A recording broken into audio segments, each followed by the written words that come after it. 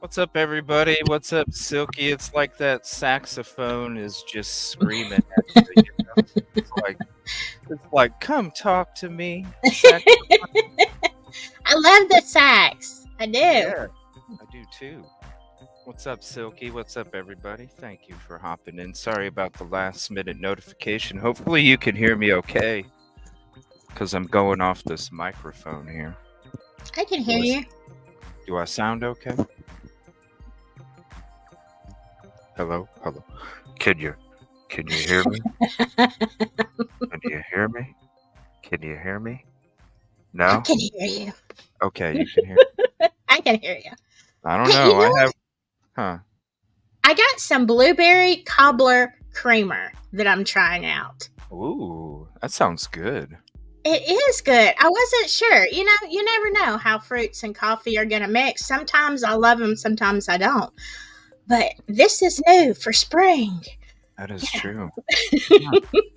I love blueberry. Everybody knows I love blueberry, especially blueberry muffins. Oh, so really? Good. I didn't know that. Oh, yeah. Blueberry and banana. That's what I love.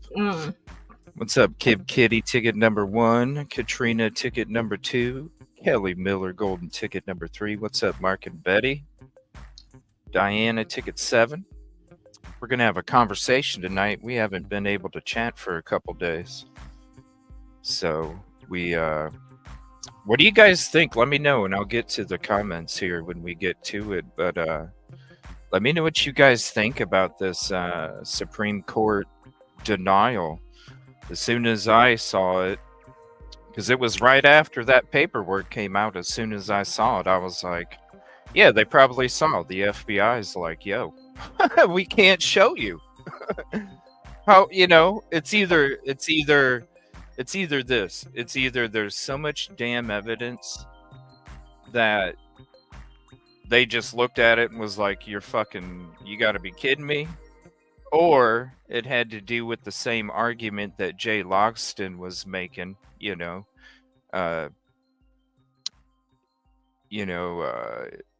more than reasonable doubt for a grand jury. Or they looked at it and it said FBI redacted. All right, there we go. It's one of those three. What's up, Joanne?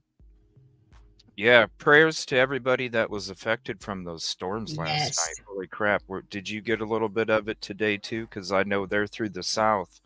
They had their own thing going on today. Yeah, it was mostly this morning. I woke up at 4 something with my phone, alerting me to stuff. And then I kind of went back to sleep. So I'm like, hey, well, Ain't nothing like tornado weather taking a nap. Right. Well, we have it. It's an all year thing here in Alabama. Anyway, it could be winter, spring, summer, fall, whatever. We have tornado alerts and warnings, and it's like, I'm at the point, CJ, like, just let me know if there's one heading my direction. Otherwise, I'm gonna nap through it. Just let me know. Hey, Yoli. Hi. Don't call me. What's up, Yoli? How you doing? I'm fine. How are you? What's up? Just chilling. What's up, Brenda, Laura, everybody? There's some new names in there too. Thank you for hopping in and checking out alive. Appreciate it. So what'd you think, Yoli, when the news came out right away about the Supreme Court denial? Kaboom!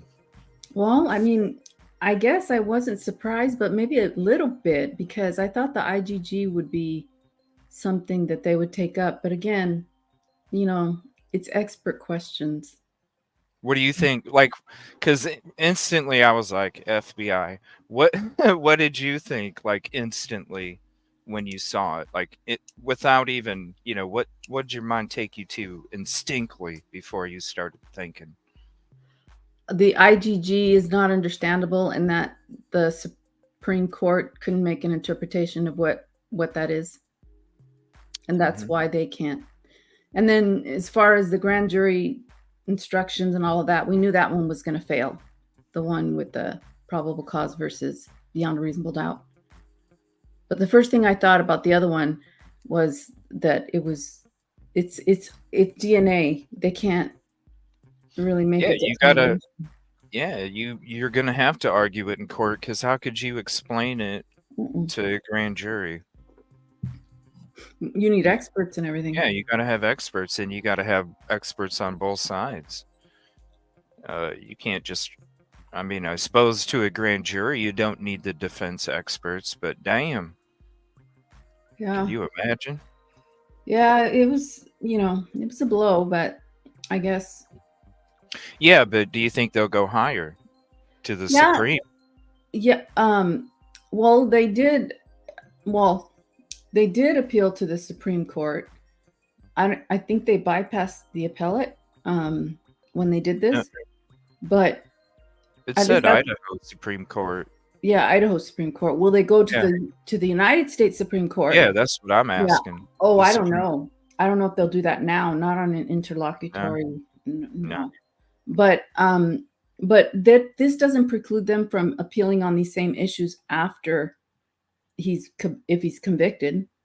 That's what I learned from the lawyer. After it doesn't. The reason why she had to do it now was so that she doesn't waive it, because if she hadn't done it now, then she would be precluded from bringing it up on appeal after he is convicted. Right, just trying to get everything crossed and dotted. Yeah. So that way, if he is convicted, she can say, "Hey, I did everything I could." And that's what defense counsel do in the death penalty cases. The father of Peter Tragels was on, and he talked about it, and he goes, "That's what you do." And then he asked him, "Well, do you get tired of just filing motions and they get denied?" He's like, "You have to. You have to preserve the record. You have to." So even though Logston was arguing some dumb shit, it's like, hey, you had to. You have to.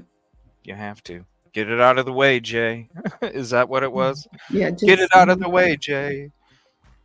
Yeah, it's kind of depressing because you think you're going to be, filing all these motions and they're going to get denied. Yeah, but if you already know, Yeah. You already know. What's up, Ninja? Yeah, so I saw there was 6 documents that dropped today too. I didn't get to read any of them. Did you? I saw 3. Basically, they were just motions. 6 for me. 6 for me. Oh, motions to seal. Let's see these ones right here. Oh, I haven't checked into these ones yet. Motion to file Exhibit K attached to the defendant's 12th supplemental request. Under seal, Exhibit A, 4th motion. Yeah, basically 312 to 313. I thought that she was getting discovery, but it looks like that those exhibits might be what she's asking for in the 12th supplemental discovery. That's what it looks like.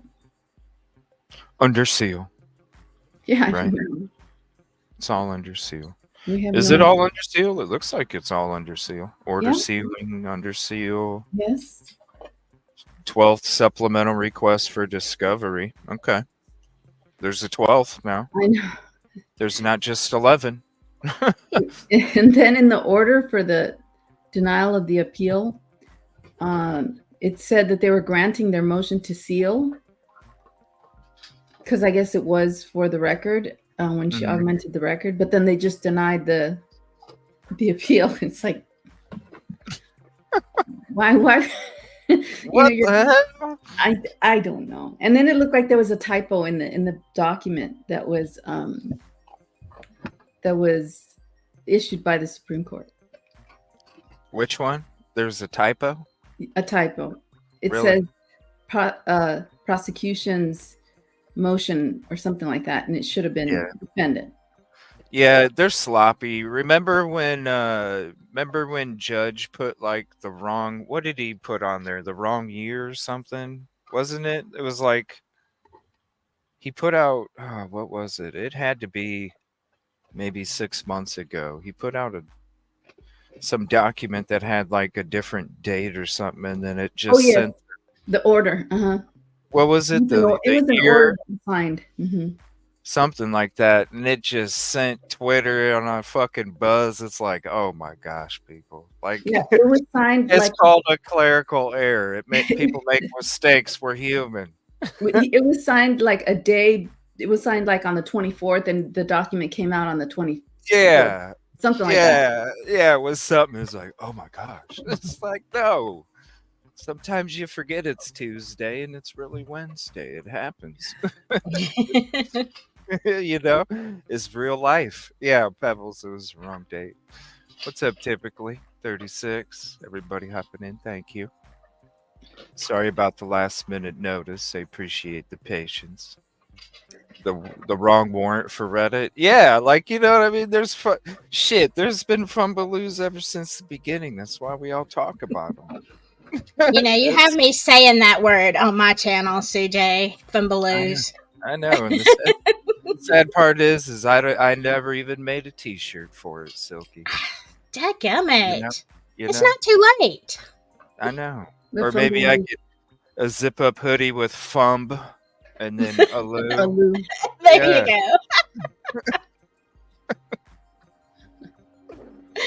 Oh Hey. my god. You gotta love the zip-up hoodie, because that's why I love the zip-ups, because Yes. like this ain't one, but I love zip-ups because you can control the climate. You know, like Yes. you can control the climate, so why not? Yeah, those are my favorite too. Yeah. Yeah. What's up? Appreciate you. Going to admit I'm crazy before I even say this. Has anyone ever thought BK could possibly be an informant? I mean, we've thought about it from the beginning of the case, really, but I don't know. It's kind of like this. If he's an informant, wouldn't there really be other witnesses? You know what I'm saying? Like, usually it's more than just one person. There's usually some kind of group or something. I don't know. I don't know. I don't think high tech is crazy. to maybe BK was the cleaner. What's up, Crime Lines? The cleaner, the Bissell backpack. Yeah. He got there to clean. He got there to clean. Oh, Yoli, where'd we lose you? Where'd we lose know. you since the last I'm show? 'Cause you said you lost. were going down some deep rabbit holes, and I said, "There's hot sauce in them. Be careful." No, I don't know. I just don't know anymore. It's just gone crazy. Everybody's like has all these theories, and Yeah. E and Well, I mean, we don't know. You know what E I mean? and We D don't. come up. I think those. I've always thought those are. I've always thought. I mean, you could go to my shows from 2 months old. I'm telling you, I always thought from the beginning those two were sketch as fuck. For real. Well, they keep I don't know. getting I off. just can't get it. I just can't get it out of my intuition or whatever. You know. Yeah, they keep getting off. Yeah. And it's like, especially when they were facing, I remember articles that they were facing humongous jail time, and all of a sudden, what? Huh? Where'd it go? Where'd it go? That link does not work anymore. Oh, okay. Funny how that happens in some of these cases. Hey, that's how they do what they do. But I don't know. I just, ever since the beginning, I always just, not that, there's any damning evidence, but I don't know. You get that feeling, you know what I mean? Like when I go to the back of the house and I'm like, damn, who says somebody that wasn't picking up somebody from a party that was there didn't get to experience that back parking lot? It's just the back parking lot, period. Whether it was from the Queen Apartments or whether it was from somebody that was staking it out or somebody that, came across. It's not one of those parking lots that you just go hang out in for a minute while you're stopping to eat a hot dog from the gas station or No. something. You know, it's tucked away and it's off on a road that there's no there's no business going You going gotta live down. there, or Yeah, you're like going there's to somebody. some reason, but somebody experienced that back parking lot, and that's where the whole Yeah. thought of the crime spawned from, I believe. So, you know, who says it wasn't somebody picking somebody up? You know, when you do see certain people leaving the body cam, and you know who I'm talking about, Bandana Girl. Yeah. You know, she does kind of circle around like she's getting picked up. You know what I'm saying? I don't know. Mhm. So who knows? All I know is when you sit in that back parking lot, you're like, yo, it does. You don't have to be a rocket science. You know, even if you're even thinking about like getting in the house or something, even if you're not thinking about committing that crime, but you're committing, you know, the other charge that Koberger's being charged with, robbery. Or I burglary. mean, burglary. You know what I mean? Like you could shit. You sit in that back parking lot, you're like, yo, this would be so fucking easy. Like for real. I don't know. Especially the deck upstairs. Yeah. And Come on.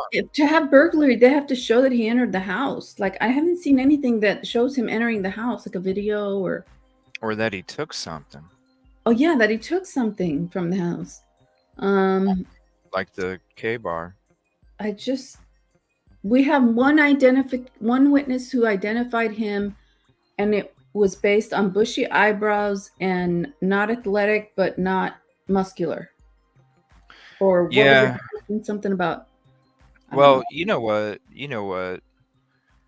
I kind of, you know, ever since we started getting into the, you know, when we started getting into the first responders being Sigma Chi from the University of Idaho and shit, you know, you're the president. I'm starting to wonder, like, instead of calling 911, you know, Sigma Chi Prezi is a EMS first responder. So why wouldn't you just call him over? Because you knew what Bethany was there. You knew what took place at the Sigma Chi party. I mean, hell, when we heard about the fight at the Sigma Chi party, we all thought, whoa, hello. You know what I mean? Like, planes don't just fall out of the sky. There's a lead up to events. Mm-hmm. So, you know, who's to say they didn't reach out to him because he was a first responder? He was getting all these awards. He did get awards for, you know, helping everybody through that crisis. And who says he's the one that didn't show up and try to explain to the EMS on the 911 call? Who says it wasn't him that was, you know, talking to DM and BF, and that wasn't and that was regurgitated, you know? Yeah. I mean, because it does, it could be, it literally, it could be saying so and so stated, DM stated that this person looked like this and this, and it could be some, maybe not just suggested questions, but maybe you know, maybe something that came from another person. Because I always felt like that when they sent teams out to the frats and sororities as soon as they started getting wind of the crime, before, you know, this was at 1-2 in the afternoon, you know, that they started sending people out to frats and sororities. So it all, to me, I almost felt like that's where the statements came from, was somebody through the university. And why wouldn't you call, you know, if you want to keep it under wraps, or you don't want to expose bad things to the university or whatever, wouldn't you call the dude that you were at a party with the night before that probably saw the fucking fight to come over there and see what they thought, especially since they are a volunteer first responder? Yeah, I would think so. You know, I even think that both of your theories are not mutually exclusive. Like, you could have someone hanging around there that lives there that's an incel, like you said, and is ready to attack. Or the church. The Or the church church. incel, you know? You could have someone like that, and then that person could have done it, and then the first responders could have come, the students, and tried to cover it up because it affects their school. It may not even had to have been anybody from the fraternity that did it, but in terms of covering it up, I think even both of those things could occur, but it's more likely the people covering it up had something to do with it. I don't know. That fight still. I don't know. That fight always will be in the back of my head. Nina Kelly, contribution call out. Give me 1 second. Thank you so much, contribution call out, Nina, for being a member for 2 months, chosen family, and thank you for choosing this as part of your YouTube family. We appreciate you. You have to take this fight into consideration because, at the time of the crime, most people are, if you're just out partying, having a good time, whatever, even if you have a beef, you're kind of winding down, unless you're taking a substance that puts you the other way. But, for most people, they're chilling. And so, when you think about there was a fight, then you still have, you still have all that adrenaline, going on. Well, and it possibly could, have translated into a later night event. Well, the weird thing about the PCA is the PCA is worded as if Bethany sees them at Sigma Chi from 9 until 1:45 and knows that they got home at 1:45, because I feel like, how do you get there in less than a minute? You can't, even if you're running, but I doubt you're running. So I feel like 1:45 and 1:45 is kind of like, I don't know how long it took us. We were just walking there. Okay. 1:45 then, because you can't create something, right? You can't create 1:46 because she didn't state 1:46 if she's not answering your question. Then if she's like, we're just a few blocks away, you figure it out. Okay, 1:45, because she stated 1:45 and it's just a couple blocks away. I'll let her, say that on the stand. The thing is, though, is we have always also heard that we don't know where they were at from 9 o'clock until 1:45. We just heard something from Zaina's dad saying that they ate pizza at midnight. So, and that's the trickiest part, is because where were they? Were they at Sigma Chi like the PCA is worded, but the PCA is sloppy? Yeah. Were they somewhere else? And the reason they don't want to release where they were at, because they got to know where they were at. If they're not releasing it, well, does that mean that that fight continued from the party to somewhere, then they got home? Like, why is it such a secret? But yet, PCA, it says from and to. I don't know. And I don't understand why they discounted Xana's father saying that he talked to her and she said she was eating pizza at midnight, and then there's pizza boxes in the trash, outside. Right outside. Yeah. So I'm thinking to myself, why didn't they not take that into consideration? I'm sure they could have verified the phone, that there was a text or a phone call between the two at that time. Mm-hmm. I don't know why they discounted that. So, and he clearly said that he did speak to her. So, I mean, you would think an investigator would want to know and would want to see the phone records to see if that actually occurred. Because there's a pizza box inside the trash outside. And so it's like, So did they just take whatever they wanted and just made their own story so that we all could believe? The trash never changed. Like, come on. That's fresh DNA, yo. I mean, yeah, sure, it might be the victims, but you don't know. Maybe they were having pizza with somebody And then shit got fucking wild. Yeah. Exclude all DNA. How do you not? Because Don't. you're right. There was pizza boxes right on top. You guys saw the trash. When did they check it? They didn't. They would have took those pizza boxes as evidence and tried to see if they could get DNA off of them. And then you figure if you believe her dad and they had a text exchange or a phone call at midnight and she was eating pizza, then why would Xana be calling DoorDash at 4 a.m? Is she hungry again at 4? I mean, maybe if they were, having a little grass, maybe it might make her hungry, but you know what I mean? Like if they ate. Wow. Yeah, I wondered that too. I don't know if there's proof that she called DoorDash. I don't know either. I think everybody assumes DoorDash because who said she ordered it? I don't. Just like you can make 23andMe Joe Dirt, you can make DoorDash Joe Dirt too, and have it delivered anywhere you want.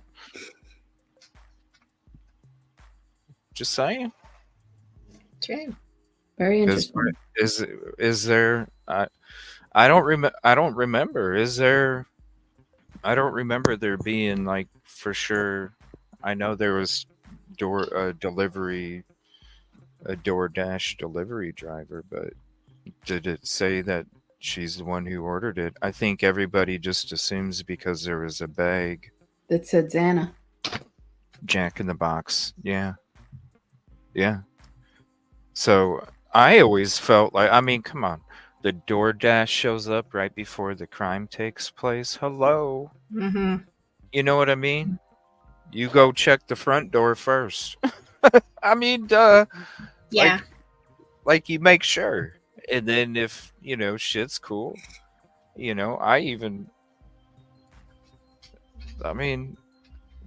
because if you're living with all them different people, right, who does that? I mean, that's a good question. Who receives it at 4 a.m? Especially, like I've always said, if I'm coming home at 1:30, 2 a.m. from a night of drinking, I'm either getting my food on the way home or I'm making sure my shit's being delivered when I get home. Because as soon as I get home, I'm ready. I'm ready to get my stomach full, soak up the alcohol, and get some good sleep. I mean, why else are you going home?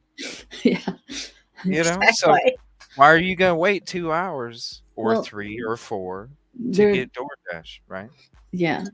It I mean, it does make sense. Yeah, and it didn't. That's like I was saying. Yeah, the bag doesn't even look like anybody had opened it. You look at the cup next to it, and you can tell the shit's separated, which means it's been sitting there. So, and anybody can get you can get a frickin' magic marker. It could have a pen written with it, and somebody can take a marker and go over it. And how are you going to see it? They make whiteout too. So yeah, we don't know. Anybody can make it, and they can knock on the door, and oh shit, the upstairs roommate or downstairs roommate ordered DoorDash. Okay. You're going to do the roommate thing, grab it for them real quick and go knock on their door and say, hey, here you go. Yeah. And, it's kind of like these leaked messages that are texts that are probably not true. With Steve Goncalves and I guess Brat Norton, whatever. Those text messages that probably were fabricated or are not real. I'm just wondering, because you had asked me, what do you think that was under seal that she added to the record? And I was thinking, I wonder if it was those texts, because it said they talked to the grand jury. In the text, Gonzo Goncalves says he talked to they talked to some people in the grand jury. So I'm wondering if that was what she put under seal. I don't understand the procedures there, because the Court of Appeal or the Supreme Court, they sealed it and then they denied. They did seal it and then they denied it. They sealed And then they denied it. Like with a quickness too. I was surprised. I was like, "Whoa, shit! They already denied it." Like that was quick. Yeah. I mean, I guess they're going to have testimony, from Steve G to say, yes, we did talk to the grand jury. You know what I mean? If it, I'm sure Anne is going to ask him, did you, because he's going to be a witness. Did you talk to the grand jurors? Are these real texts? And if he says yes, that's a big problem. Yeah. Start from scratch. Yeah. If he says no, hey, and maybe they'll get what they want. Maybe that's what they want. They want the grand jury from scratch. Let's put BF. Let's listen to BF. That could be. That could be. Trying to get it reset so then they can make sure BF's testimony is heard while the grand jury is making their decision. Yeah. If they really truly feel that she has exculpatory evidence, a grand jury probably might change their mind if there really is. Yeah. They'd be like, wait a minute, where's the photo in the car? I just hate all this guessing. Huh? I hate all this guessing, the guessing. It's sealed motion by request of defense and then denied even hearing it. Correct. Yeah. I read the Idaho Grand Jury Handbook, and a capital case punishment is really heavy. Oh, I bet. I mean, you're talking, up there. The punishment, yeah. If they would have listened to BF instead of indicting grand jury so quick, no, that might be true. That's what I mean. Like, what if, like what Yoli's bringing up, maybe that's what it was, is they're trying to show, like, look, this is pretty much tampering, if you think about it. And then we want to reset so we can have the one that we were trying to have up on the, to testify, in the grand jury, the preliminary hearing. Yeah. Because I've always, like, what could it be?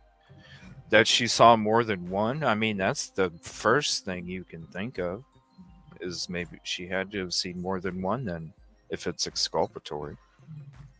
Or she knew them. Even if it was peripheral, maybe you don't, like, they're not a close circle friend, but maybe she knew, hey, that's one of the guys from Sigma Chi, or that's the guy that works at the Jackson, where, you know what I'm saying. Mm-hmm. Mm-hmm. Yeah, definitely. What's up, Natalie? Everybody else hopping in. She has exculpatory evidence, mentioned her name, right? And I mean, hell, I remember in the beginning of when he got arrested, people were entertaining the thought of him dropping her off from when they went out or something, Who knows? I don't know. So, was I right in seeing Bill Thompson on a scooter? Did somebody post that in Discord? Bill Thompson on a scooter? Yeah, I saw a picture. Anybody? I never saw it. I've been off social media for a couple days, so I have no idea. No clue. Maybe she is the one that yelled, "Shut the fuck up." It was Doug Wilson. Oh, boy. Yeah. Oh, it was Doug Wilson that was on the scooter. Okay. God, they look alike. I'm telling you. I thought it was Bill Thompson. Who's talking him? It's like, me and Rosie will be continuing the incel stuff here soon. Once I'm back. I'm telling you, man, the more that I wouldn't be surprised if it was from the fucking organization. I'm serious. Like, you know, as we were getting into them the last few shows and shit, and then I'm being reminded of old shows when we were going through other things just from discussion, and I'm just going, man, because I didn't think about it back then, but mixing them together from the thoughts from before and then the thoughts from now, it's like, damn. It definitely could be Queen Road apartments, but damn, that they are so fucking radical with their views, stances. Yes, it's just crazy. And like I said, both could be they could exist. The incel theory, and then the frat guys trying to cover things up because they don't want anything to happen to their fraternity or get punished, or the girls' sorority. So it could be a big mesh of things that you have an incel guy, crazy guy, and this happened, and they're like, oh shit. Was it an overdose? Like they want to protect their school, and I mean, who knows? It could have been it could have been a lot of things. I mean, I still don't even rule out the vitamin thing, but that's more toward the back burner. But there's still that, that something could have happened regarding that. I mean, they're just their views on women, Yeah, I wouldn't last. Their views on women alone, period, and then you mix that in with their views on where they should quote be and how they should be. It's like, I would love to go to that church and Me too. Right? Aren't you thinking that? Yes, I would love to go to that church and have them try. yeah, it's like, does he set something on fire every Sunday evening or something? Because the dude is constantly smoking a cigar and then throwing the match behind something or that's burning, or he's gonna get burned and it's burning. It's all green screen shit. I don't know, but it's so cheesy. You could tell. I would love to. Yes, I really think we should do a girls' trip. Just visit the church. We'll go to church. Say we're That's right. We're just going to church. And then I'll do it when I go get sworn in for my bar in Idaho, because I have to take the test because I'm experienced. So I don't have to take the test. I just have to apply, and they do a background check on me, moral character, and then I'm in. Just have to pay a fee. There you go. Be careful. And then we could go. Well, you could go too, CJ, and you could be our bodyguard. But but Silky, I would love to go to that church and see how it is. And say, we just moved into the area, and shit. The thing of it is, real. I'm all in. But I have actually, there are not as much anymore, but there are and have been in the past here in the Bible Belt, churches like that. Probably not to that size because nobody goes to those anymore. But I've heard a lot of stuff growing up. I think that's why there is so much rebellion among women. I mean, really, if you think about it, and I'm not. It's I'm crazy. Not, yeah, I'm not a. Oh my God, I don't even know how to explain where I stand on this. But I'm not a hater of traditional stuff. I'm also not in the right context, okay? But you think of women who have been abused and oppressed for hundreds, thousands of years, and then all of a sudden we get to 2024, and you wonder why all the women are out here wilding and rebelling, and it's because the way you treated us for centuries. That's why. We've had enough. Exactly. Not up there, apparently. It's like, I'm not the fucking court reporter, okay? Yeah. I'm not. I'm good to go. Well, it would be interesting to see, like how, because believe me, I've always had a problem with religion, and I never, not a problem. I mean, I believe in God. I think I believe in higher power. I respect those who go to church, and I think it's a good thing and everything. But the Catholic religion was just not something that I was gonna. Right. the sitting and the kneeling and the get down, and I could never get it right, and it's just I'm what are we doing now? Like, are we, and then the whole confession thing is like, Yeah. what am I supposed to do? Like, I don't know. Mhm. I never fit in that. I got kicked out of catechism and Right? Got to have the roast, everything on the dinner. Like, what the hell, man? Like, Yeah.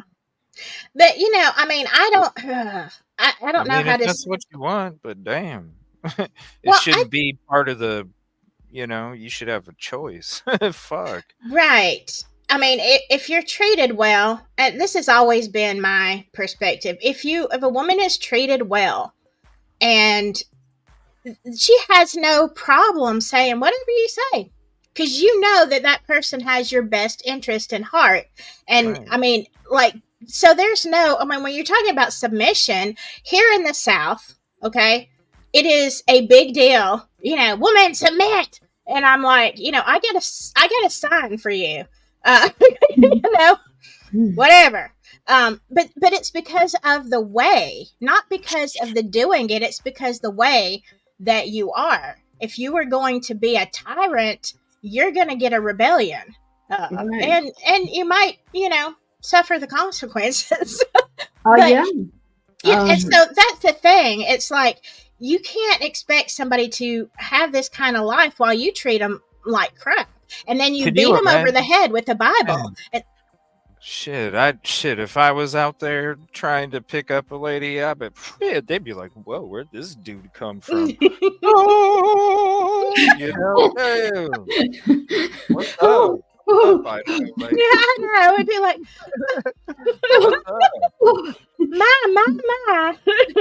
my. I can cook too. Wow. Hey, hey. There you go.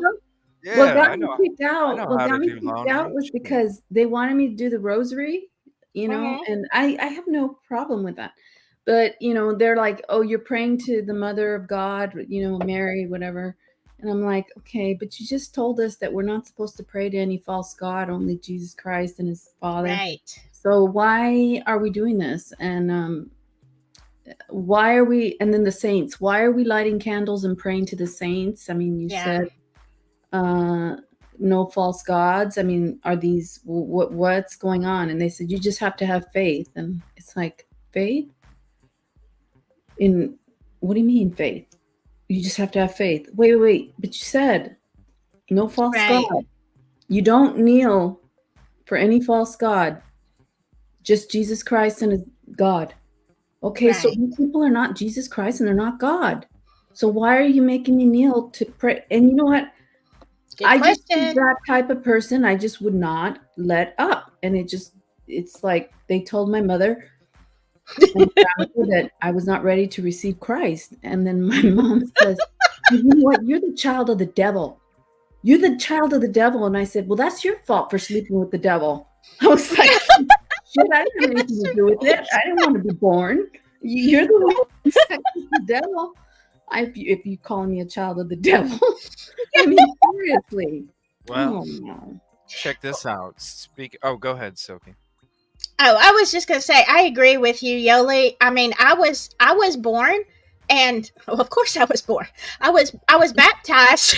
That sounded stupid. I was baptized Catholic. Okay, on my mom's side, and a long line of Catholics, and I too departed from the faith, but my mom actually converted when I was still a kid, and so we became Protestant. And I have that same. I don't. I'm a very spiritual person, and I don't mean on the dark side way. But I have a lot of questions about that, because you're right. If Jesus said, don't have any other gods before me, then who are these people? What's this about?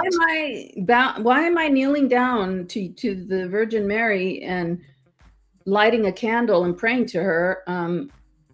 It's as simple as 150%. I mean, that's what it is. You give everybody 150%. Well, Are you not being the best person you can try and be while you're here? I'm confused. I was confused. I mean, I was a youngster and I was confused. Yeah. Isn't that what it's about? Being a good person. Yeah, I just don't know why they would say that you'd 150%. faith. I think it's not. I mean, it's not about what.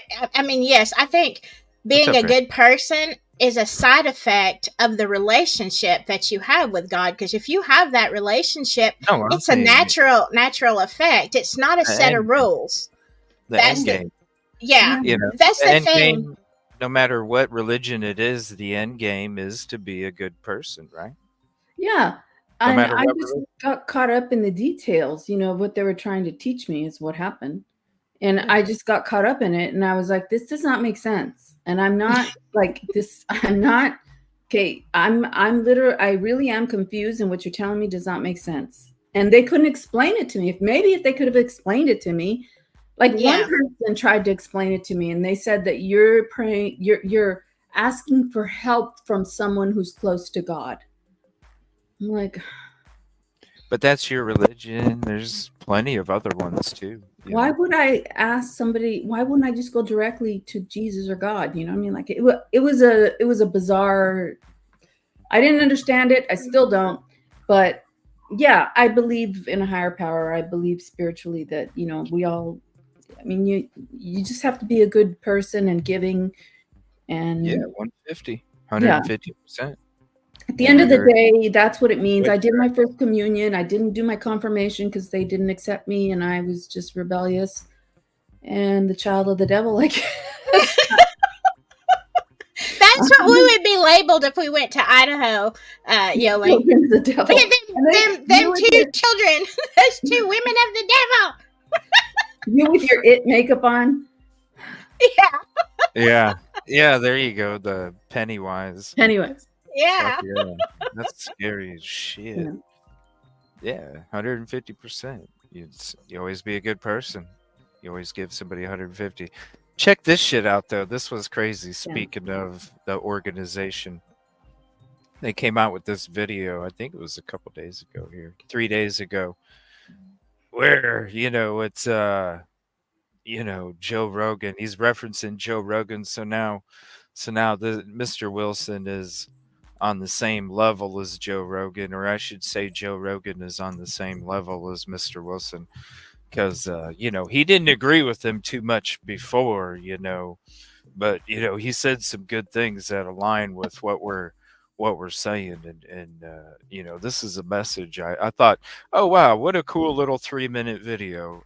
So far nothing was on fire, but he's using Joe Rogan now, so I think it's kind of funny that he's using Joe Rogan, because what are you going to do when you put Joe Rogan in your hashtags? You're going to fucking shoot right up, because everybody watches Rogan, right? So then you pop in Joe Rogan's fucking algorithm without even having anything to do with Joe Rogan, Yeah. I think we all want to be Joe Rogan, don't we, on here? Well, most of us do. I do. I look at him as my idol, for real. That dude's he's accomplished so much.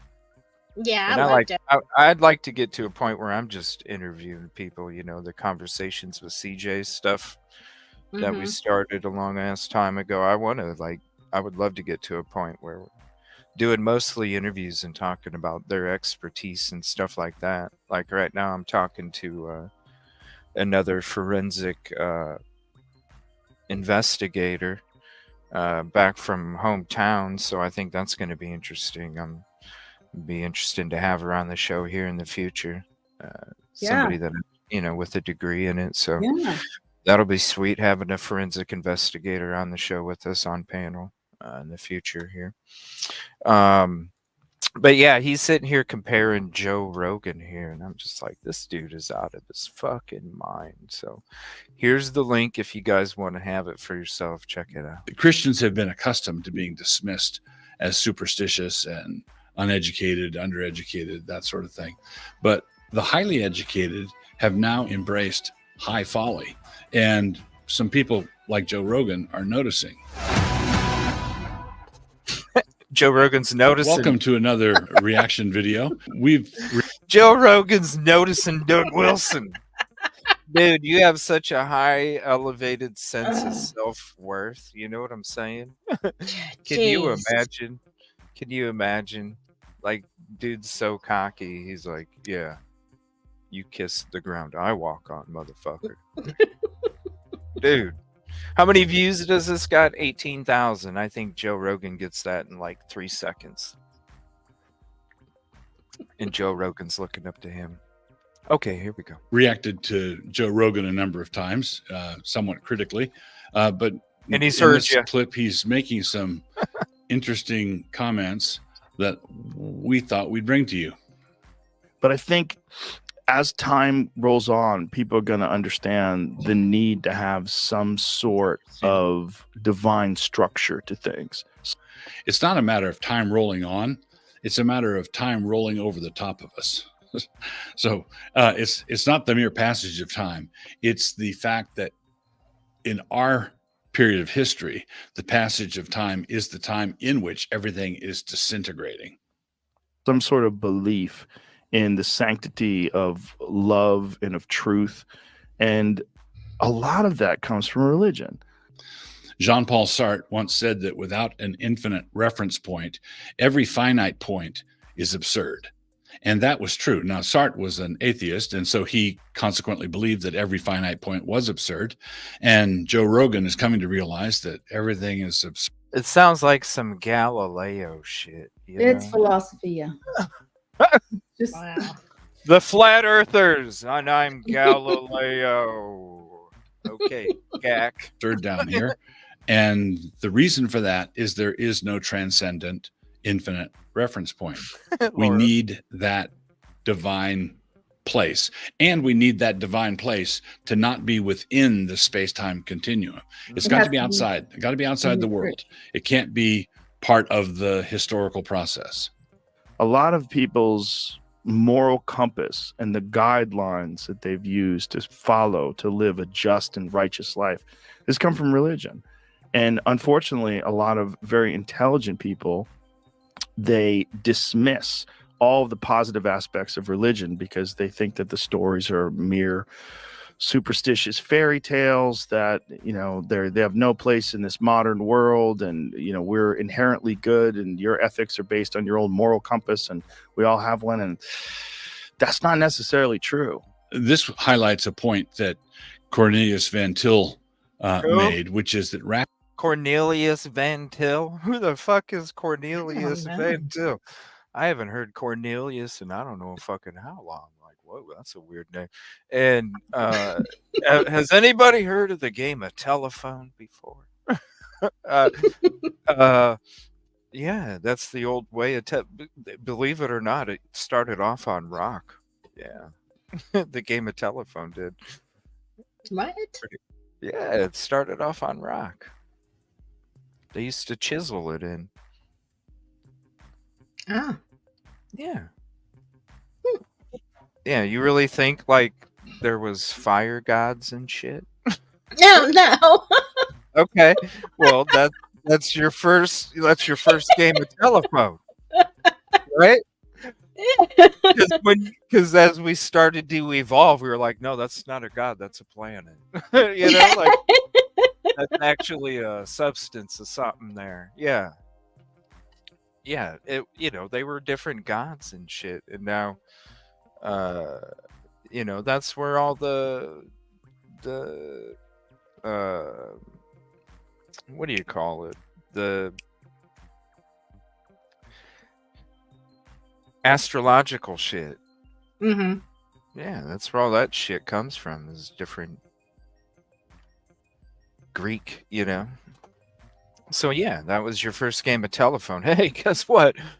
This guy is a god of fire. Whoa, okay, yeah, he did this and he did this and he did this, and then they chiseled that shit, you know, and then it got passed on, and then when we actually had telescopes and we could see, we were like, wait a minute, that's a planet. Yeah, that's right.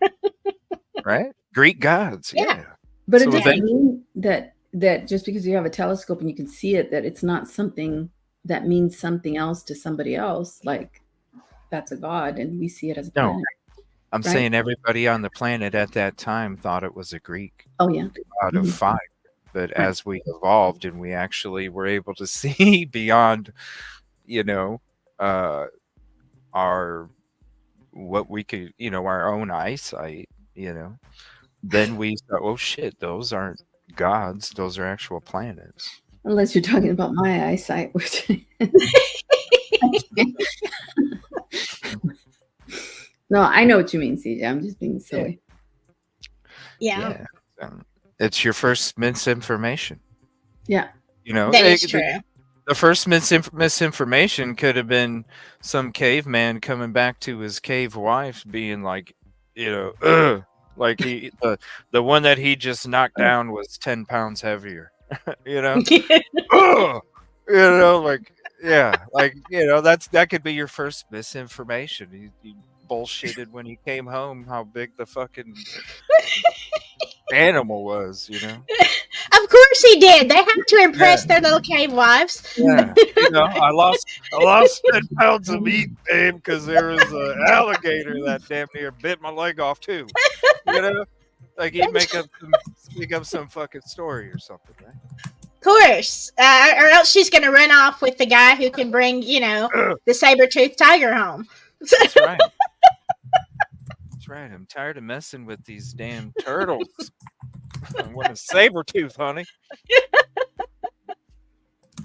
Geico caveman, yeah. The real cave wives. Uh-oh. Uh-oh. All right. Yeah, so it's Joe Rogan's noticing Doug Wilson. Here, let me go back to what he was saying here. This shit's funny though. People, they dismiss all of the positive aspects of religion because they think that the stories are mere superstitious fairy tales that they have no place in this modern world, and we're inherently good and your ethics are based on your own moral compass and we all have one, and that's not necessarily true. This highlights a point that Cornelius Van Til made, which is that rationalism ultimately ends in irrationalism. There is these people who think that Christian believers are superstitious and following fairy tales. At the end of the day, they're the ones that say men can chest feed a baby as well as women can, or men pretending to be women can pull that off, and so forth. That is the end result of. Holy fuck! Can you really do that? I don't know. I mean, That's serious. I don't know. Hold on, is that true? I don't know. What do they do? Put like little millimeter tubes through your fucking chest, and then you enter the milk from the back or something, or what? How does that work? No, for real. How does that work? Yeah, I don't know. This is the first I've heard of it. I mean, I know I have seen a device where, like, a guy can have a fake prosthetic and fill it, I guess to bond with the baby. But this is like a regular, dad. Whatever, but bonding. So I don't know. Whatever floats your boat. I was just wondering, is this? I mean, okay, if it's a device, whatever. But I mean, whatever. I don't know if that's what they're talking about, or something more complicated. Well, I've seen that they could get a bag that mimics the mother's, breast and has milk in there with the little. Or can they take? Can they take like what? Estrogen pills or something? I don't know about that. I'm talking about a male that is taking breast pump milk and putting it in a bag and holding it. Yeah. With the breast milk. Like up on their chest? Like holding the baby. And it's kind of like a bottle. Like you're feeding a lamb? It's kind of like a bottle. It's like you're feeding a lamb out of a Ziploc? No. What? No, oh God. No, listen. No. It's like a plastic bag that mimics a breast that a physical man, can put on his chest that has like a nipple like a bottle, and the baby, you can hold the baby and the baby can suck milk. but it's not a real breast. I mean, it's just so that the dad can Yeah, a hold the baby. device. It's a Yes, device. to help the Yeah, mother. no. Yeah, it's a To help device. the bond, yeah, for bonding. But then you wonder why the child has trust issues. Well, what? But wait a minute. But hold on a minute, though. What? Okay. Wasn't the whole benefit? Okay, hold on a minute. Isn't the whole benefit of breastfeeding the nutrients from the milk itself, not the Yes. fact that it's Well, sucking on it? You know what I mean? it's So what? both. Why would It's you need to both. fake? Why would you need to fake it? Okay, so you pump the milk, the mother's milk that has all the nutrients. You pump it into a bag. Yeah, I understand how it works. Yeah. So I'm that not asking. that bag is given to the father, and there's like something that the baby can suck on to get the nutrients when the Yeah, mom I know. is tired, like the mom has soreness and everything. So it's Yeah. Or well, then just what's wrong with for that? There's I I mean, mean, whatever. no, The I baby mean it's usually has its eyes closed when it's yeah, know. there's nothing Yeah. wrong with that. That's what I'm No. saying. There's nothing wrong with that. I don't know what he's talking about a That's a what I want. genetically male giving. Yeah, that's what I was wondering. What Yeah, is no, he I don't know talking about that. about? Is there is that real? Can that shit happen? That was the main question. Can that shit happen? Like, do they take drugs? Or I don't know. I wouldn't imagine the drugs would be good for a baby getting I don't know. nutrients. That'd be fucking weird. don't think so. Pharmaceuticals you pump through. But what's other than that, if he's talking about it like this, I imagine he's talking about two dudes. So I wasn't even thinking about the dude helping a wife. Yeah. I'm looking at it like what he's probably talking about, a dude and a dude, and that's where I'm like, well, why would you need to mimic that? Because that's not what's oh, you know what? Guess what? I'm gonna learn how to ride a bike quicker because I was sucking on a tit instead of getting my milk from a bottle. Like that doesn't you know what I mean? That's like it doesn't make no damn sense. So why are you mimicking that? If you know what I mean? Like you already got the nutrients out. If you're asking me, you're contaminating the nutrients even more by rerunning through the fucking pump. Yeah, I mean, Get the middleman and give him the straight shit. Yeah, I don't know about. I don't know. I I'd be don't like, know either. I could learn how to ride a bike quicker because I was breastfed. Okay. Well, Okay, sure. Sure you could.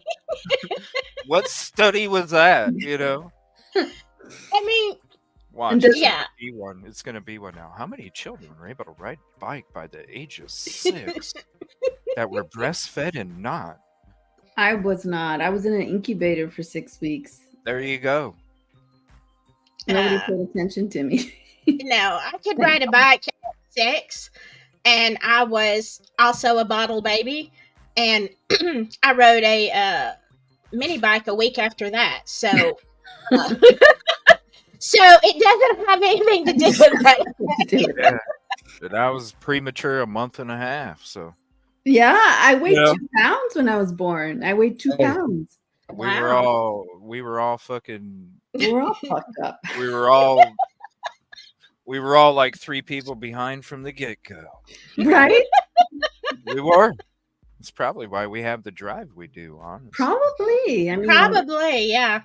Because we weren't the normal Niner. We were something a little different. What's Yeah. PG, the conversation?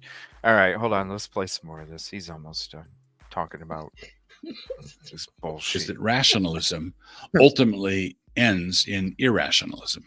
There is these people who think that Christian believers are superstitious and Yeah. following fairy tales.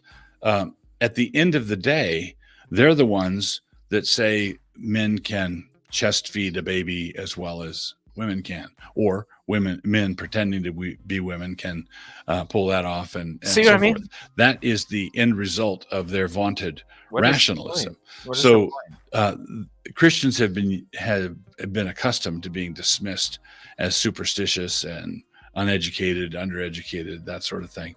But the highly educated have now embraced high folly, and some people like Joe Rogan are noticing We need Jesus. I think for real. Like if he came back now, it'd be great. Like Jesus, if you're thinking about coming back right now, now's that's from a completely other interview that wasn't even talking about it. If you look at the guests and you pay attention to what their voice, this is a clip right at the end where they were probably talking about fucking UFOs or something. And then he looks at the camera like, yeah, this is And a blunt through the show and shit. And we're about to end it. And he's like, yo, the fucking aliens are dropping from the sky, man. We need Jesus. Like what the fuck? Joe Rogan's listening. Okay, Mr. Wilson. Insane. It is, isn't it? Yes. I was just like, man, you can like, who, huh? Joe Rogan. No, dude. All right. Some people just have lost their whole touch with reality. This guy is one of them. There's a lot of them, Sophie. That's for sure. There's too many. Let's see here. I'm going to show some Scott Reich now. He's going to talk about the Supreme Court. Oh, yeah. Saying no go. I like listening to him. I like his, he's got a good sarcasm too. So this is Scott Reich, Crime Talk. I will drop the link in chat for you guys so you can have it too. Next, Brian Koberger, another case there in Idaho.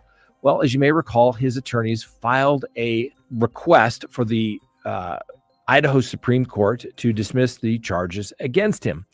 And the Idaho Supreme Court denied that request. And as you may recall, defense attorneys for Brian Koberger filed an interlocutory appeal to try and see if they could resolve the issue with the Supreme Court as it related to the denial of the motion to dismiss the case against Brian Koberger for irregularities in the indictment. I gotta pause it real quick, y'all. I am calling my mom. I am calling my mom because I don't know if I was breastfed. She said, Jackie, what the fuck? You're 44. I'm sorry, Mama. I'm sorry, Jackie's mama. It matters, Mom.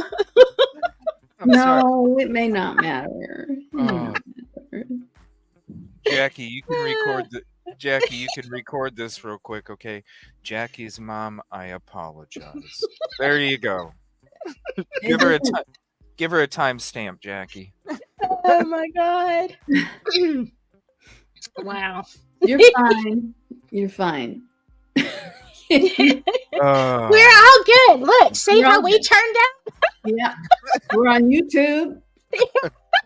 We're talking about stuff. Hey. I did learn how to ride a bike pretty quick. Just saying. So did I. Just saying. Just saying. Did I start a couple fires too? Yes, I did. But I learned how to ride a bike real quick. I did too, yeah.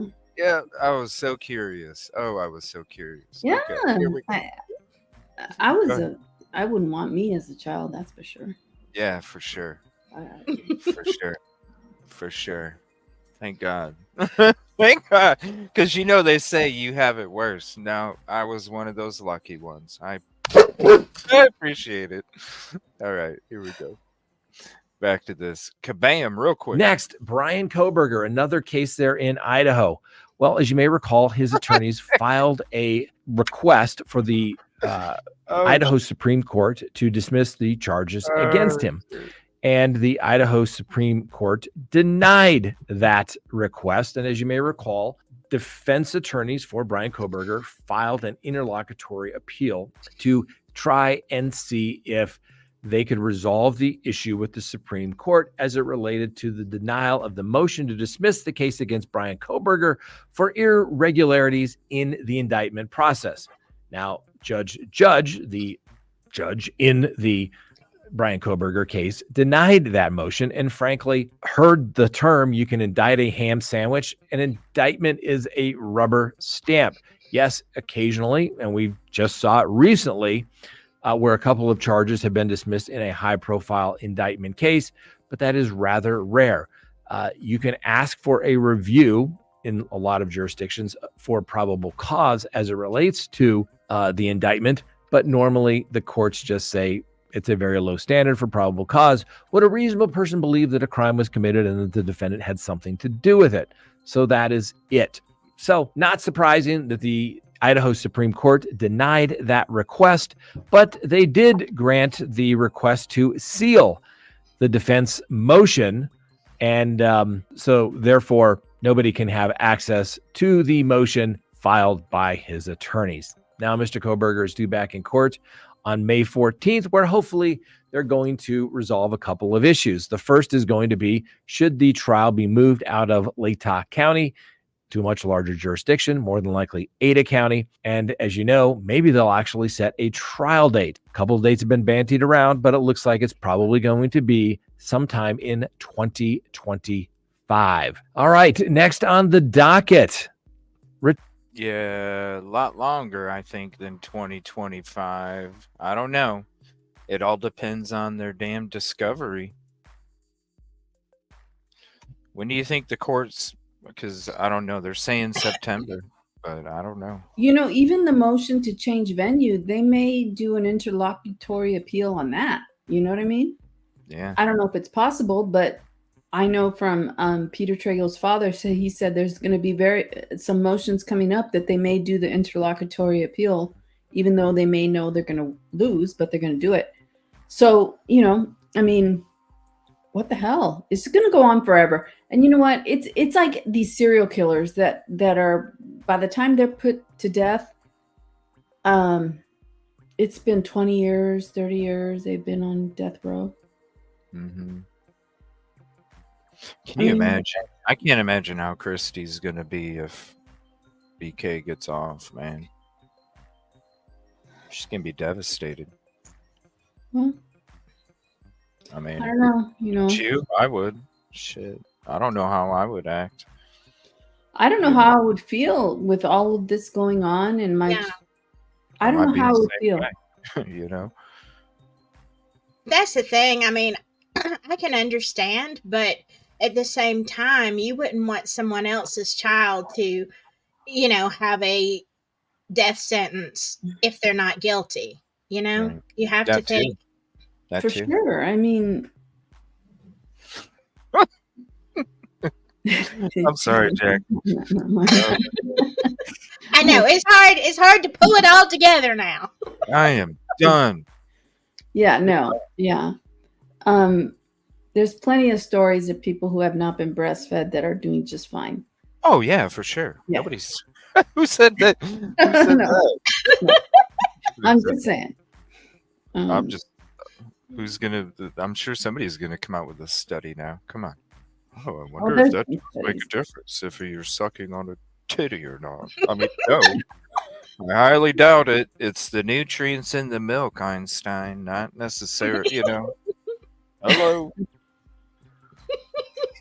I mean, yeah. hello. So maybe that'll be a question in the jury. Were you breastfed or not breastfed? Yeah, is that your alibi? Yeah.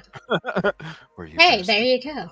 There you go. No. Were you breastfed? Well, I saw something in passing that said that BK was involved in Scientology and all this stuff, and I'm like, oh my god, why are they going there? Because they're either people are out there either regurgitating content from a year ago or coming up with shit like that. You know, Yeah. ain't nobody talking about Sigma Chi. Ain't nobody talking about that first responder shit. Ain't nobody talking about the DNA dirty glove. Yeah, see, like passionately, I could make an argument about all those things just like CJ can, like the incel in the neighborhood. I can make an argument about that. Mm-hmm. The first responders, the frats, somebody in their frat did it, or somebody in a sorority did it. They have some incentive to conceal it, and they're first responders. They're going to do it. I could see that. You see how it's keep the ball at bad calls. Yes, I could see that. And beyond that, I mean, I could I could argue a bunch of other theories, like the vitamins theory. I could argue that too. Because some of the victims had their parents had ties with that, and it doesn't matter because what happened to these four, it wasn't their fault. Like it shouldn't have happened, no matter what.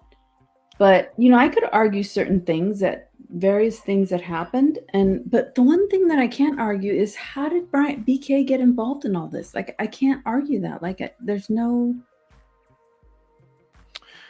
Yep, it's not about whether the crime should have happened or not. None of them should have happened. No. It's called somebody. You have to look at it in another situation. What if that was you or somebody that you cared about in that same position? Does that evidence, if that was your dad, if that was your brother, if that was your cousin, if that was your son, is that enough evidence for you to sit back and go, okay, No. everything seems, Mm-mm. There's something. And all we're doing is we're approaching it like if we were in that position. This is what we'd be doing. Damn straight, I'd be talking on a true crime show, I know. trying Yeah. to talk about how it's unjust. But we And- talk about everybody. All of Right. them. And I'm not a mother myself, but I have god kids that one was in a fraternity, both were in fraternities, and hell yeah, I mean, if something happened, luckily nothing happened, they're good boys, but I'd be crazy, I'd be like all up in there. Like I would just be, honestly, I feel for the families. I feel for every family, and even the Chapins, they know maybe some things about their son they may not like to know, and they're just dealing with it. Well, yeah, they have their own different ways. Nobody can say that they're right or wrong because we're not there. No. Tom Campbell, what about the white snow vision? The interesting thing about the white snow vision is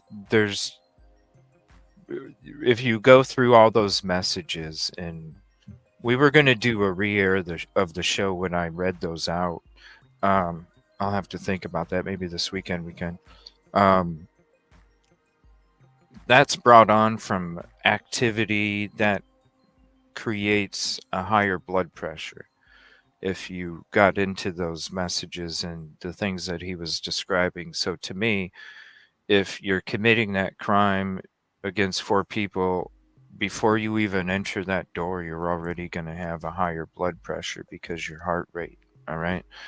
So if not saying you couldn't do it, but when we see the different visuals that we've shown over time, what visual snow looks like for somebody as regards to somebody that doesn't have that, it's a humongous difference. You add darkness to it, and you still can be tunnel vision because, a lot of it goes towards the outside, but at the same time, man, to be able to commit that crime that effectively inside what we think is a dark unit, that would be a hell of a task, number one. And I don't think somebody would have been stabbed more than 50 times if they were worried about visual snow. I think every one of them would have been a lot quicker, a couple, and because you're trying to make sure that you can see to get the fuck out, right? So, to me, it is interesting, but at the same time, I'm going. I mean, not saying it couldn't happen, but why would you go that extensive route, stamina, energy-wise, committing that type of brutality if you are worried about your blood pressure getting to a certain point where you can't fucking see? Right. That's all. Yeah, there's a lot of reasons.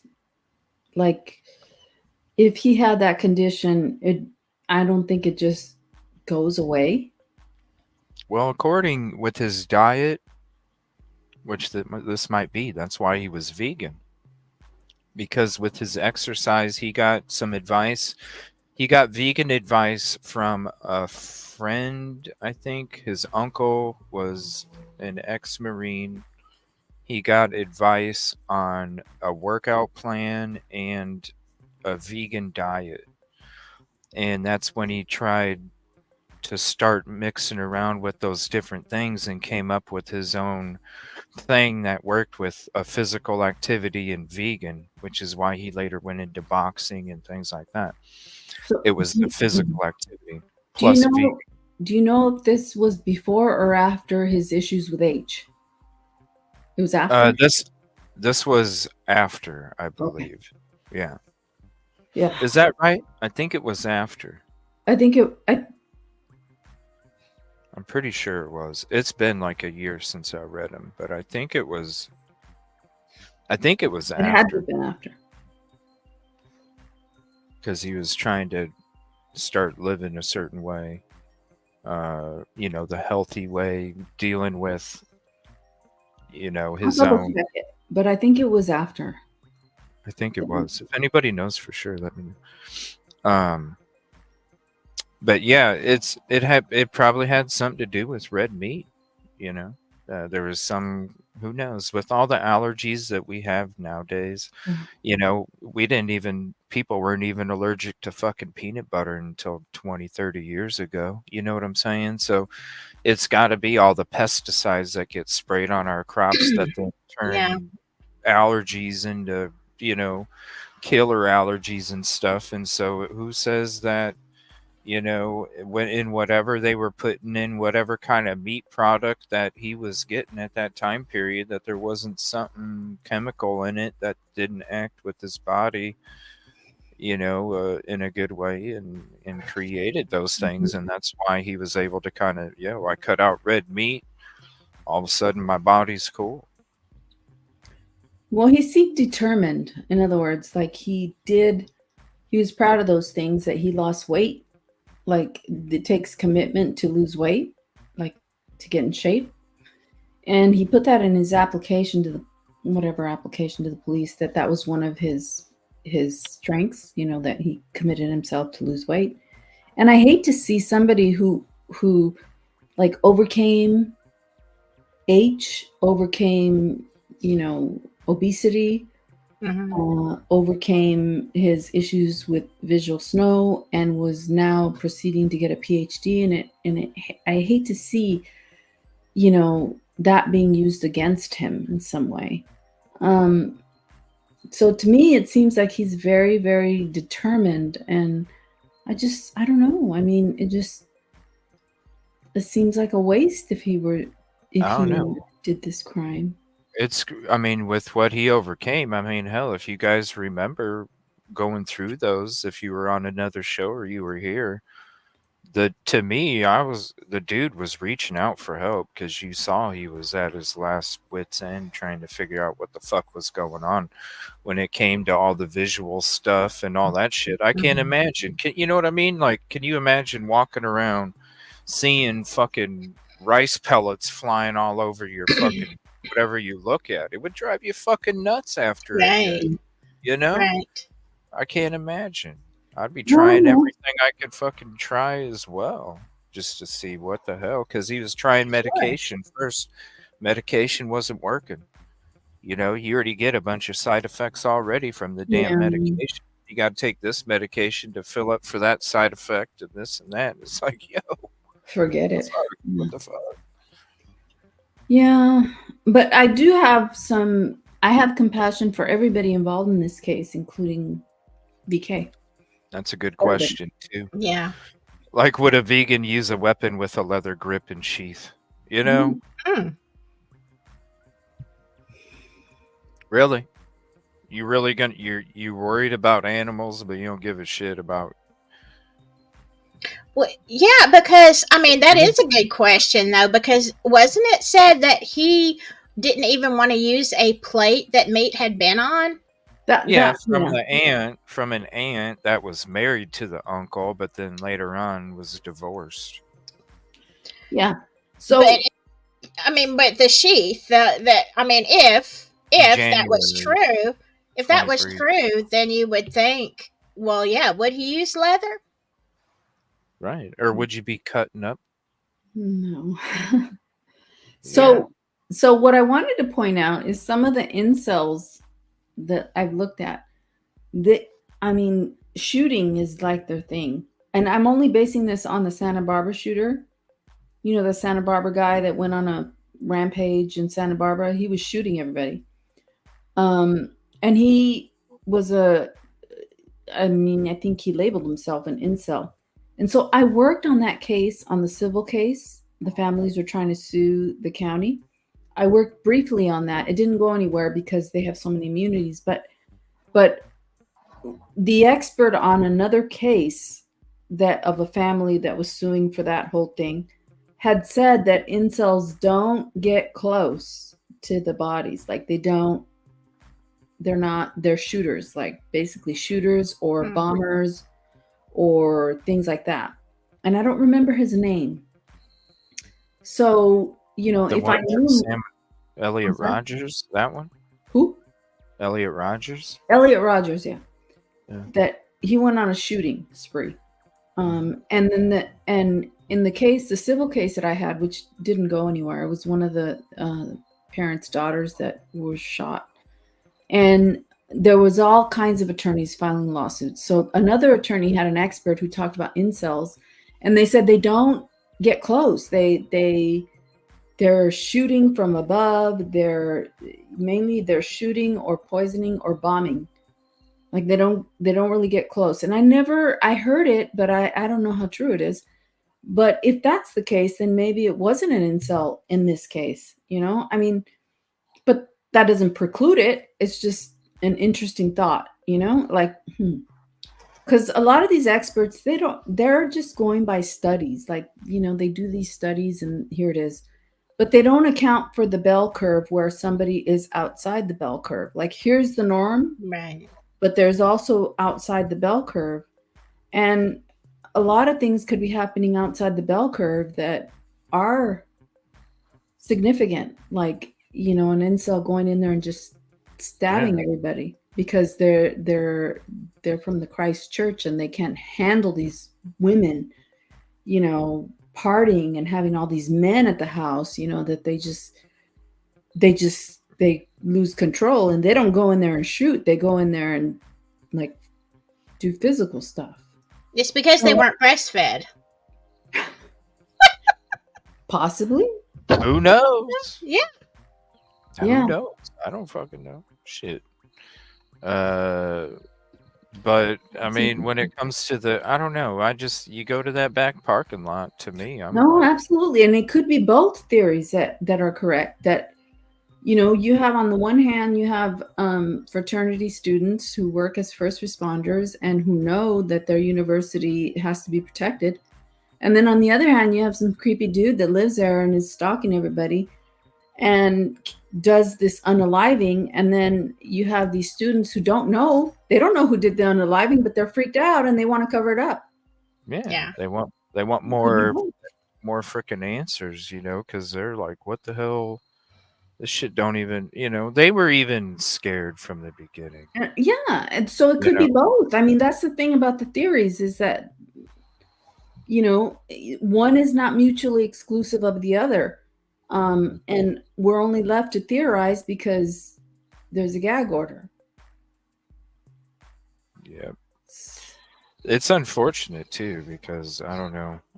There's so much shit out there. Like even with the you know, like now the fucking Facebook messages and shit, you know, and then the context with those as well. It's like, come on. It should be better than this. It shouldn't. It should be. You know what? You go look at any of these other pages on that Idaho website.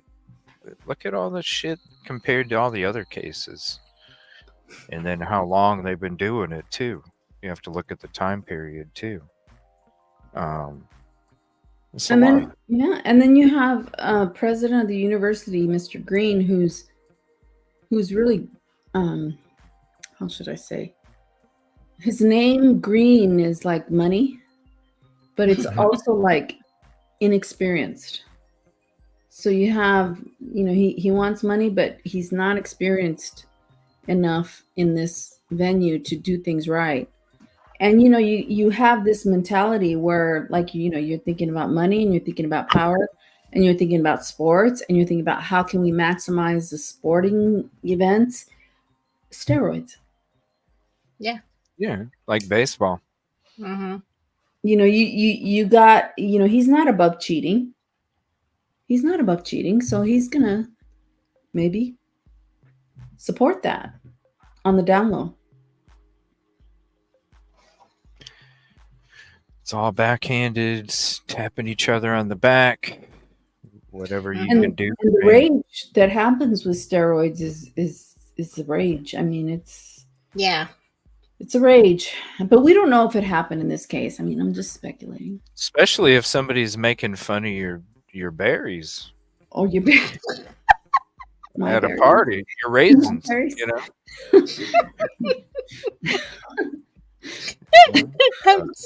No, the berries, the guy's berries. Yeah. Yes. I mean, because y'all know the fucking. Yeah. Yeah. The what do you call that? It shrinks. You just know the facts. You just know the facts. The balls shrink. Yeah, they're raisins. You know what I mean? Also, when it's cold, they shrink. But used to be a grape. Cold in Moscow. So could be.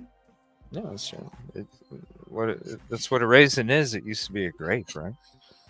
Yes. Now you've made me think of that old commercial. I heard it through the grapevine. Remember the little dancing raisins? Yeah. Just line up the whole team. Yeah. They be doing shit going down there. Yeah. Grapevine. Yeah. Shout out Hardee's. They gave those toys away back then. Yeah. Horrible. Love that song. I love the song. And then they did Days of Thunder Hot Wheels after that. Yeah. Wow. Yeah.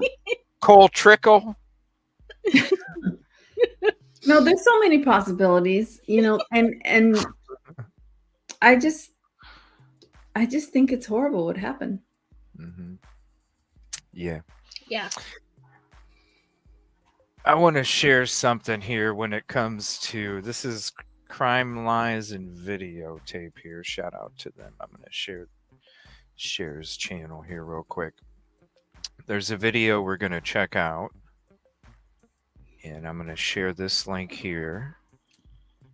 And where in the fuck? I just had it. Hold on. I don't have my usual setup here. Where in the hell? Here it is. About Enon Harsh. It's time. Wait. That's not the one.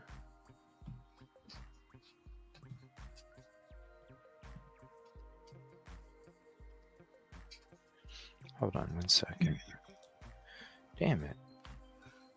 I hit backspace and it was supposed to take me back to where the video was at, and now it took me back to the top. There it is. Too many coincidences. Enon time arrival match. Kaylee and Maddie with rideshare biscuits. So we're gonna. Yes. So we're going to share this real quick here. Hey, everybody. Welcome. Let me pause it real quick, and I'm going to throw his link up there. And hello, Michelle. Yeah, what's up? How you doing? All right. So we're going to check this out. Shout out. I can't wait to have him on the show. What's up, Sudi? Everybody hopping in. Thank you. I can't wait to have him on the show. Yeah, and biscuits. Yeah, so check this out. Shout out, Doc. Appreciate all your hard work here. And check this out. This has something to do with the rideshare, with like kind of what we were getting to a little bit ago. Go back. Everything you see in this video is all allegedly pure speculation, going off my gut feeling, a hunch, and don't run with what I say. Yeah, let's continue. Shout out, Doc. Too many coincidences. Following the crumbs that lead to the biscuits. So where I left off is Biscuits sound Enon lived in San good. Francisco. All right. And I showed my work on that and how I Mhm. discovered that. Where I had followed his street signs that you see right here during multiple videos that he posted on TikTok, along with a speedometer. And then I showed everybody where his favorite spot is to park. All right.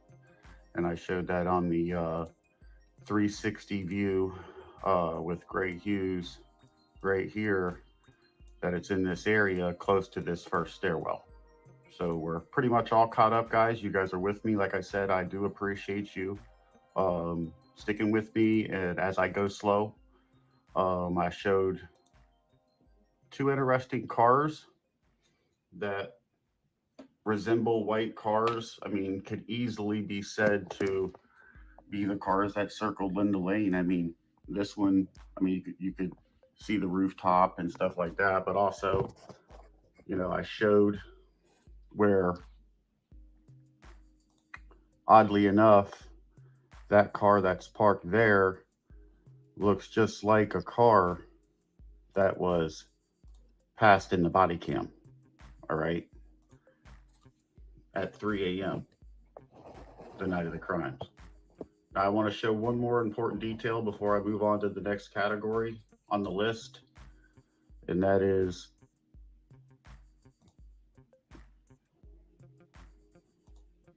making another comparison with you guys, going step by step, going slow. Now, this car that's passing in the body cam is not an Elantra, and neither is this, because, you know, obviously the tail light doesn't stretch far enough into the rear quarter panel on either vehicle. If it was an Elantra, this light would be further into the quarter panel. And if this was an Elantra, the light would be further into the quarter panel, right? Okay. So I know that both of these cars aren't Elantras, and plus on Elantras, they have reflectors that are on the bottom rear of every model. No matter what year you look at, they have reflectors on the bottom rear bumper. So I know the one on the left's not an Elantra due to the tail light, and I know it doesn't have the reflectors there. And then the one on the right that passed in the body cam going in this direction, I know it's not an Elantra either, because the tail light doesn't stretch far enough into the back rear quarter panel. But I showed the resemblance. You know, the only way that that light's going to show as it passes the law enforcement is if it does stretch into the quarter panel a little. So it does, just like this car. All right. But also, you see the slant, like the downward slant in that front, where the front window goes in a slant. It's the same type of slant you see right there. See the front window of that car? It goes down into a slant, and you can see that, right? It's another comparison for you, right? What I'm speaking about is right in here where it comes and comes down, and then over here where you can see it looks like a window match to me. All right, let's go to the list, you guys. It's time to go here. One crumb leads to the next. You got a mountain of biscuits. All right. And I've showed the coincidences so far. Subpoena left to San Francisco. They're both vegans. Enjoyed in common hobbies, drugs, role play video games. They were both on social media and Reddit. The route that law enforcement have our suspect taking after these crimes go right past two of Enon's three addresses, and one of them way out of the way. I find that one heck of a coincidence that it goes right past one of his old residences that he grew up at. It goes right past their front door that I showed in my past videos on that dirt road. The long way around, as if it was planned to go out there. So he's talking about when you're coming back into Pullman. So when Koberger was supposedly heading south of Moscow, and in the PCA you see in the part of the map where it goes down and then it comes up and around again. So right before you get to Pullman, that's the road where his parents live. Mm-hmm. And he does have a video. Here's the channel link again. Definitely go show some love. He does have the video. This is why I can't wait to have him on the phone when we go into all this stuff, because I think it'll be I think we'll even have a couple part series out of it, because I can't wait. He's got so much information, and I would love to be a sponge on a couple shows, just, like hearing all of it and going through it, just live, just having it all being thrown at me. He does have videos. I think he used JLR, maybe. If you're in here, let me know, buddy. Showing like the different roads and stuff like that. So he's got really good videos kind of showing like the directions and where everything's at. So if anybody didn't know, that's the area that he's talking about when Koberger comes back in to town. Right here, we're at a time arrival match, you guys. And what do I mean by that? The night of the crimes, Enon admits that he got off work at midnight, hung out with a coworker or co-workers, got home between 1:30 a.m. and 2 a.m. Well, we all know that Kaylee and Maddie, they got dropped off by the rideshare at 1:56 a.m. We know that to be fact, okay? Olivia figured that out, and when law enforcement said that the timeline was earlier, that those girls were dropped off around 1:45-ish. No, Olivia told her, Kaylee's sister told everybody, she found that these girls were dropped off at 1:56 a.m. So if Enon truly did get home between 1:30 a.m. and 2, and those girls got dropped off at 1:56 a.m., well, there's only 4 minutes left in the half hour. I guess there's a great chance, the odds are, Enon beat them home. So, or what did he do? Pull in like right behind him? There's only 4 minutes left in the half hour. If he got home between 1:30 a.m. and 2, then if I was a betting man, I put my odds that he beat them there. So then what exactly does that mean? It's a time arrival match. Okay. He got home in and around the same area these girls got dropped off. Okay. And then what does that mean also? That would mean he's there for the whole duration of the crimes. Enon was there for everything. And what's crazy is when he brings this up, it brings me back to when, if you guys remember, when we were kind of going over some of the Enon interviews and stuff, and he made that comment about the person that committed this crime, when he just was describing the weapon that he thought was used, he said that the person would have to be pretty strong. Yeah. Does anybody remember the exact quote? It said something like they would have to be stronger than most, or he made some sort of comment when it came to carrying and holding the weapon. Was it they would have to have a lot of upper body strength? It was something. It was it was like a descriptive way of saying how somebody who only certain people could carry this weapon type of thing. I think he said upper body strength, but there was something. Yeah, there was something, and that's why I was like, whoa, how would you, what has any of us ever said that you needed a certain amount of strength in order to commit this crime? No. So where's he coming up with it? Where's he coming up with it? Because how would you know? if they're playing it off like it's a K-bar and you think it's something that's heavier than that, like a machete, well, I mean, Yeah, you, exactly. you already know how heavy a bat is. You already know how heavy a blade is from a machete. You put them together. Wouldn't you need a little bit of strength to swing that? Mm-hmm. Yeah, you would. So why be so descriptive and minimize Unless something? your adrenaline was up. I mean, that would be the only other factor. If your adrenaline is really high, you can do like crazy things. Yeah. Yeah, that's but true, where too. would but what I'm saying is where would Enon come up with the description of somebody needed to have a certain something in order to carry this weapon? Right. Maybe because he's familiar with the weapon. Exactly. That's what And- I would think. And Do how you would need he to be be that familiar strong? with the weapon? K-bar? Do you need to be that strong to hold a K-bar? I have no idea. I doubt it. I doubt Probably it. not to hold it, but to wield it and to Pretty do the damage that he did, then I would say yes. Well, I don't think it was a K-bar per se that did the damage. No, I didn't either.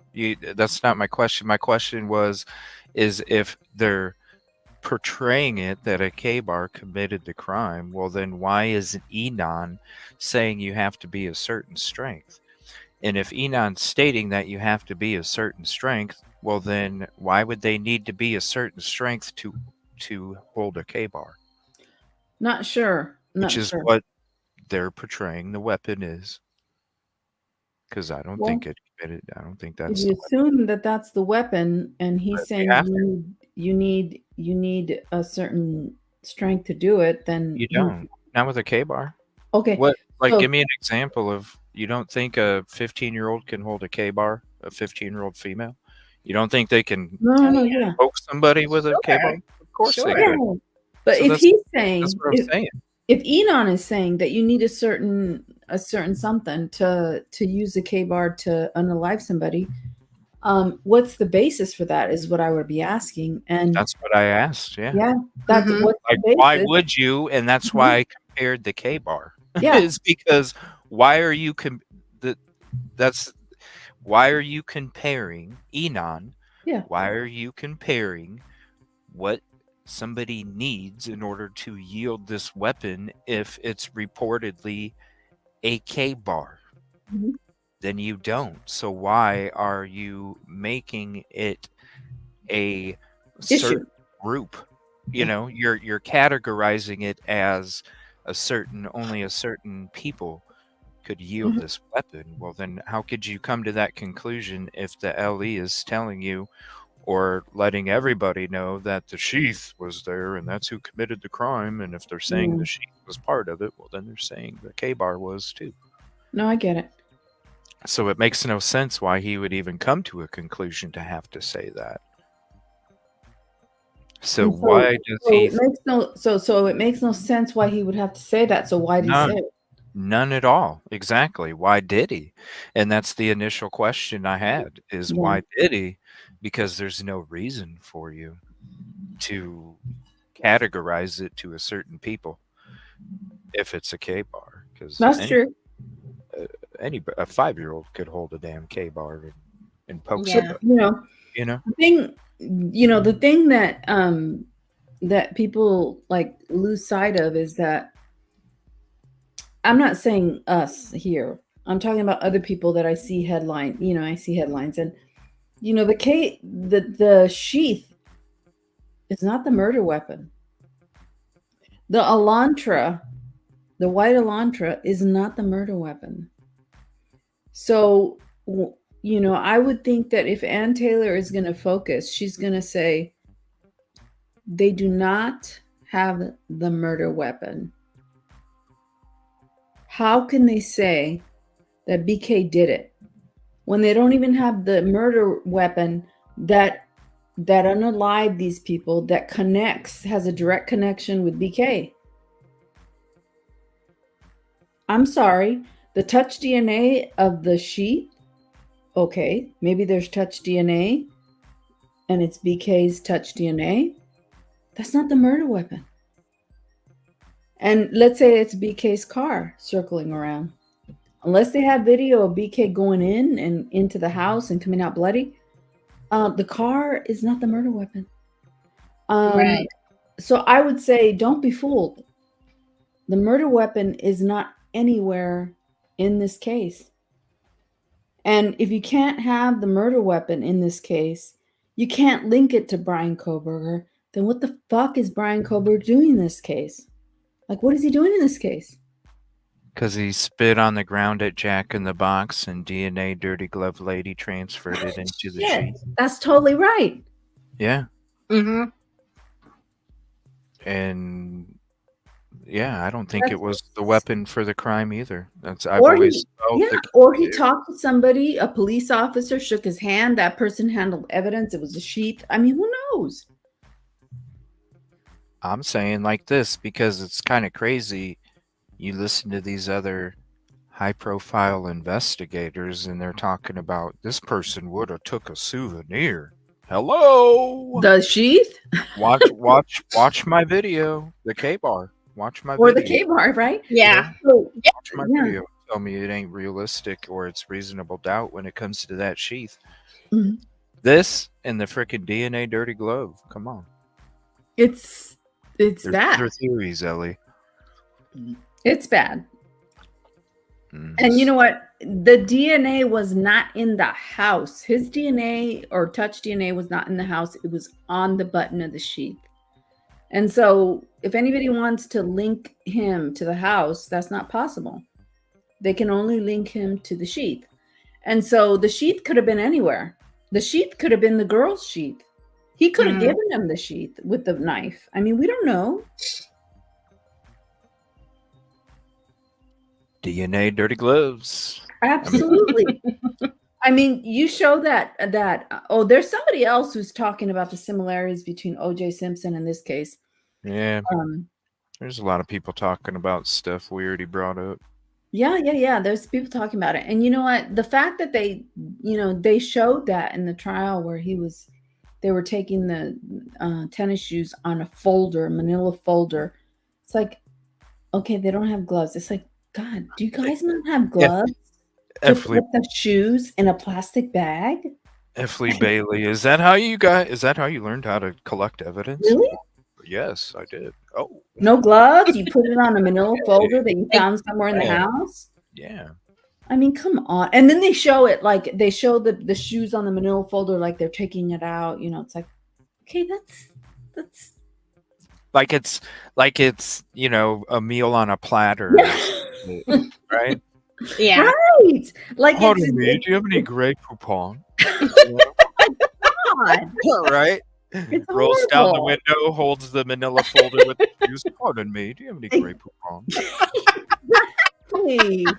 It's honest. They're like treating it like it's some specific roast beef or something like something. I know, like and he's the one through the whole series that's God. talking about how they did such a great job collecting No. evidence and they didn't do anything And then wrong. you have it's like the ladies in the back with Did the a gloves. great and they're job. I don't know throwing what they're things. talking about. And then the picture that I showed you that I thought was a body, with the white. Yeah. Uh-huh. So it's not a body. It looks like it, but it's not. And it's a suit. Okay, so why is one of the people in there wearing this like hazmat suit and the others are not? They're not even wearing gloves. That makes absolutely no sense. It doesn't. No. And then you see the same bullshit with Idaho 4 and you're like, so like what? So like do the state police have certain protocols and the Moscow PD have certain protocols and they follow them? And so let's say the state police, you have to get in a suit, and Moscow PD says you don't have to get in a suit, you don't have to wear gloves. And so this is where the confusion is. I don't think so, but that's probably how they'll try to explain it, but it's bullshit. It's like you're contaminating the fucking scene. I mean, you're out there in the parking lot and you're throwing gloves down, and oh my God, that was like the ballet of. It was like a ballet. When you have 4 officers show up at the crime scene and all 4 of them leave to go to OJ's. Hello. Oh my God. Hello. Yeah. Hello. They did a great job. I don't know what they're talking about. Okay. There's a lot of similarities. All right, buddy. contamination everywhere. And what do you think OJ got off on? The possibility of contamination. Yeah, Plant- the possibility. plant- Yeah, the possibility of His blood being contamination. put on it, right? Right. That's Right. the main thing. Mhm. That's the main thing. Yeah, and that's just reasonable doubt, and that's all you need, Yep. because it's up to the prosecution team to prove beyond a reasonable doubt. Mm. So yeah, I wanted to bring that up because Enon's parents do live right as you're coming up through Pullman, and he did make some good videos about it too. Definitely, here's the link again. Hold on, here's the link to the video. Go show this some love too. Check out the rest here and chit chat some more. The crimes didn't happen, they say, till later.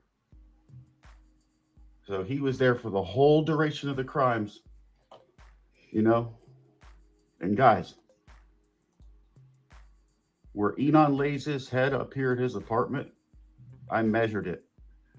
His wall is 30 feet from Maddie's wall. You mean to tell me he didn't hear nothing? Wow. And those girls were hurt up there? Right. And he considered it a quiet night. No parties. Well, what I find suspicious about just that comment he says alone is it was more like the perfect night. Real quiet. It's like the ducks lined up. You know, who would know it's the perfect night?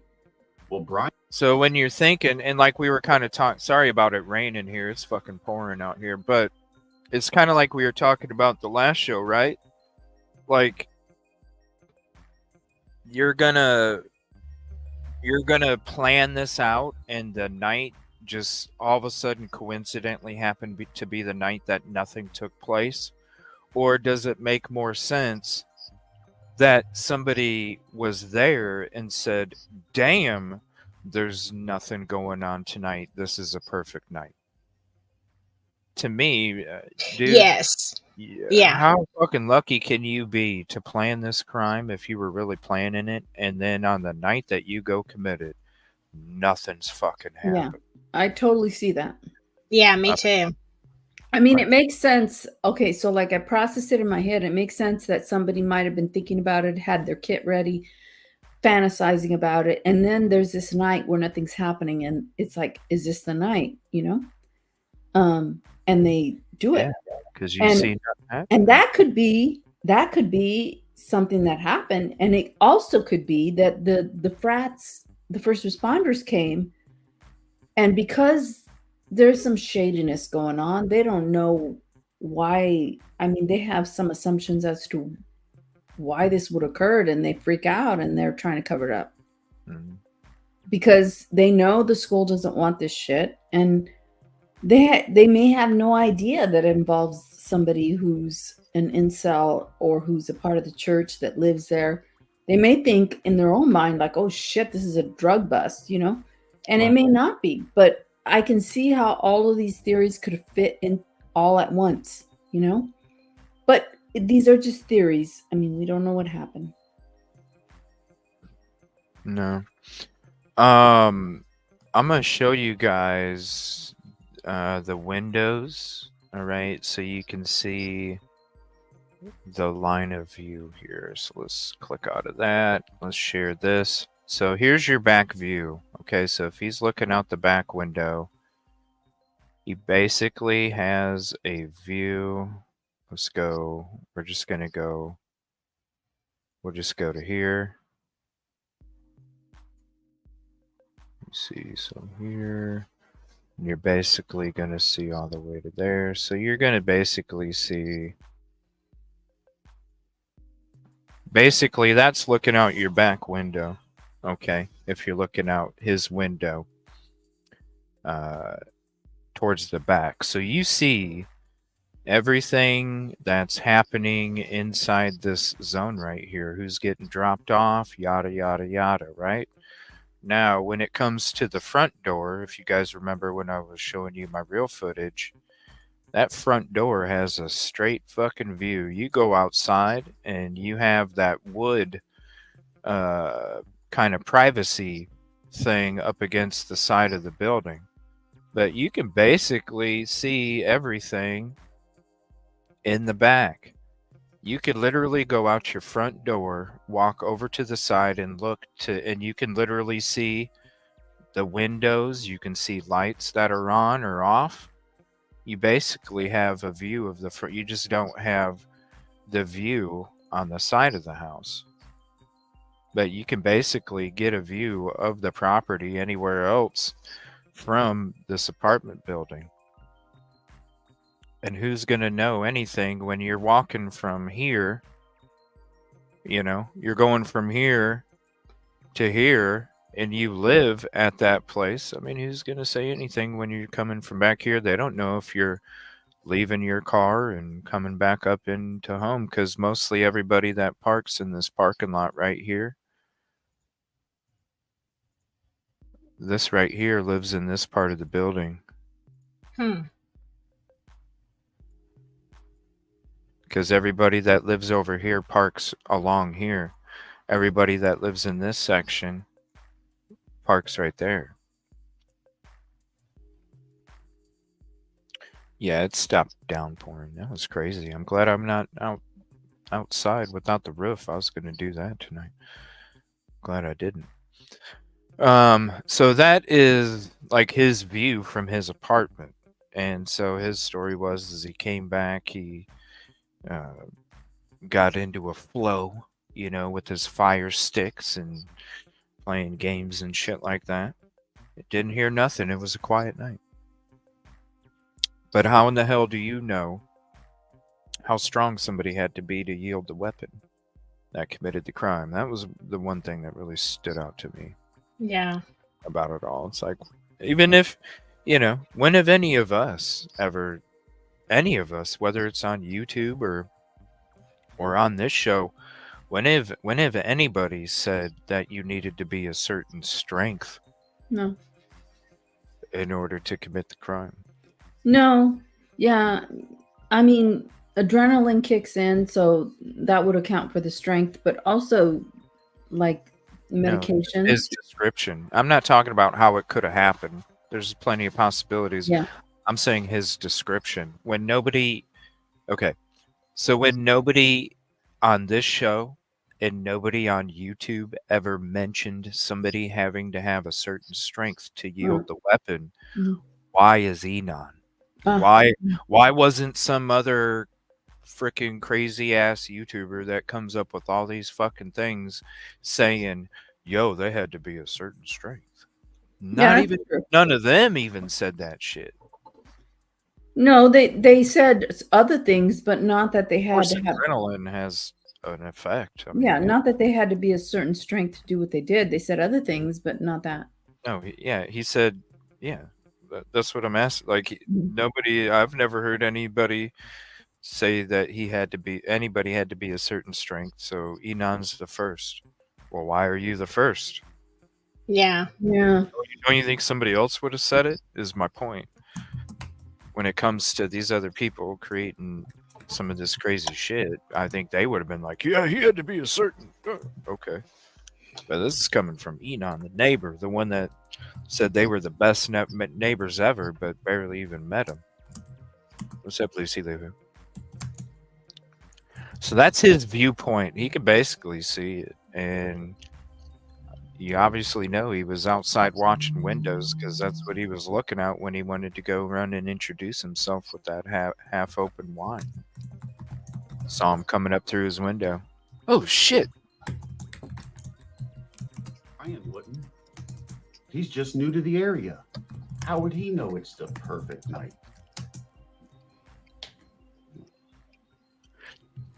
Real suspicious to me. But right here, you guys, we're at the corner of King and Queen, okay?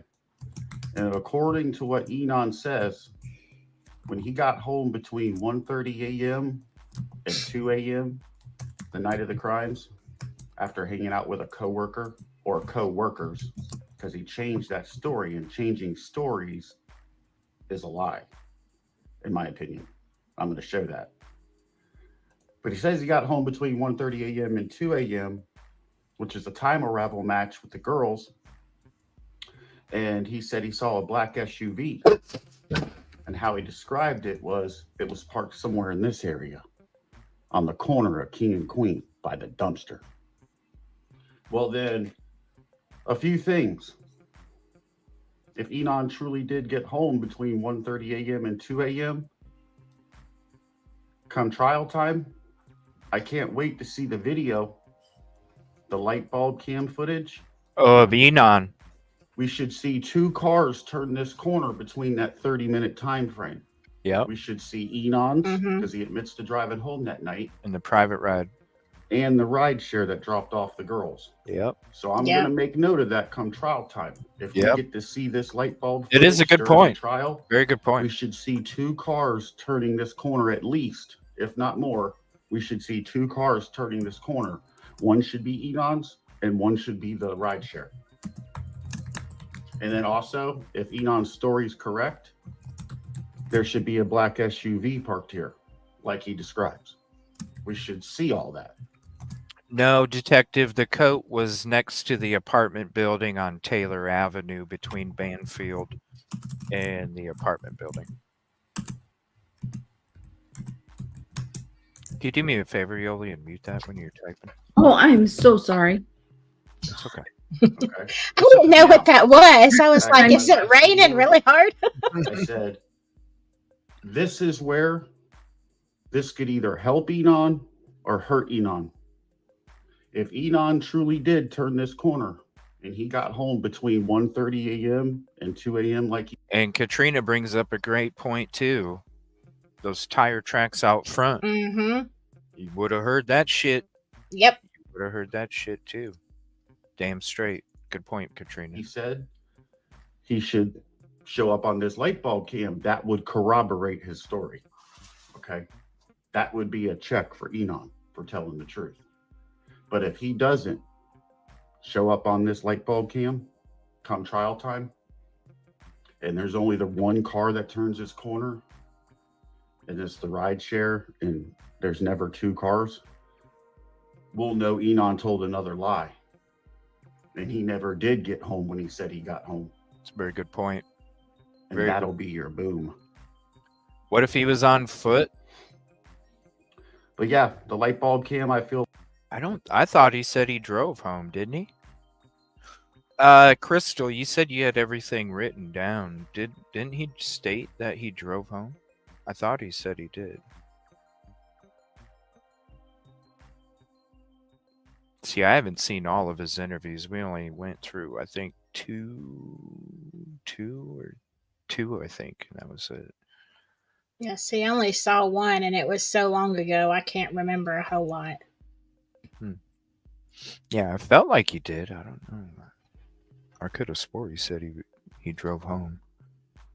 Feel like it's going to hold a good portion of the evidence in this case, you guys.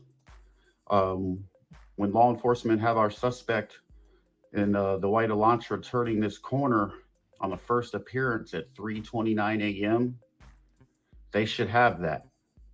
And when he turns this corner, there's probably a good chance that they're going to see that license plate was missing. All right? Because it's an Idaho state law. You have to display a license plate up front. All right? So if you're a law enforcement officer in Idaho, and you're looking at this video and you're trying to, see what kind of car it is, you're going to see that first. Oh, well, they don't have a license plate up front. That's the first thing the law enforcement officers do. That's probable cause to pull you over to an Idaho cop because you don't have a license plate up front. Yeah, because it's not legal. And also, I've known criminals that take their license plate off a couple blocks away before they go commit the crime. And after they commit the crime, they go somewhere a few blocks away and put them back on. Yep. So it could be like that too, we know we're going to commit this. We know you got to think about it like this too. It's a small department. They're going to have a rotation. Okay. They're going to have a rotation of when they come through. They're not just going to come through that road at any old time. They're going to have a rotation where they come through. Maybe they swing through Queen Road, at 7:20 every night and 7:20 every morning. And people know that. And so, it could be, yeah, I know they're not going to be patrolling this right here. Or we see them, they're already occupied with other people. So we're just going to take this out. All you have to do is pull over and have a screwdriver in your damn hand. And then you got 2 minutes and you can have them off. You drive a couple blocks, you're there. Nobody sees your plate on camera because you already took them off, and you probably know that there's already Ring cameras on 1112 already. It's not hard to tell what a Ring cam looks like on a property. They're pretty obvious. Yeah.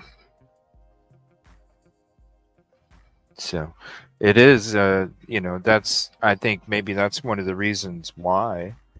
Because how are you supposed, if you're looking at 1112, the only way you're going to see a rear license plate is if they're leaving, right? Mhm. If they're leaving, you're going to see that rear license plate because you wouldn't see the front when they're coming in.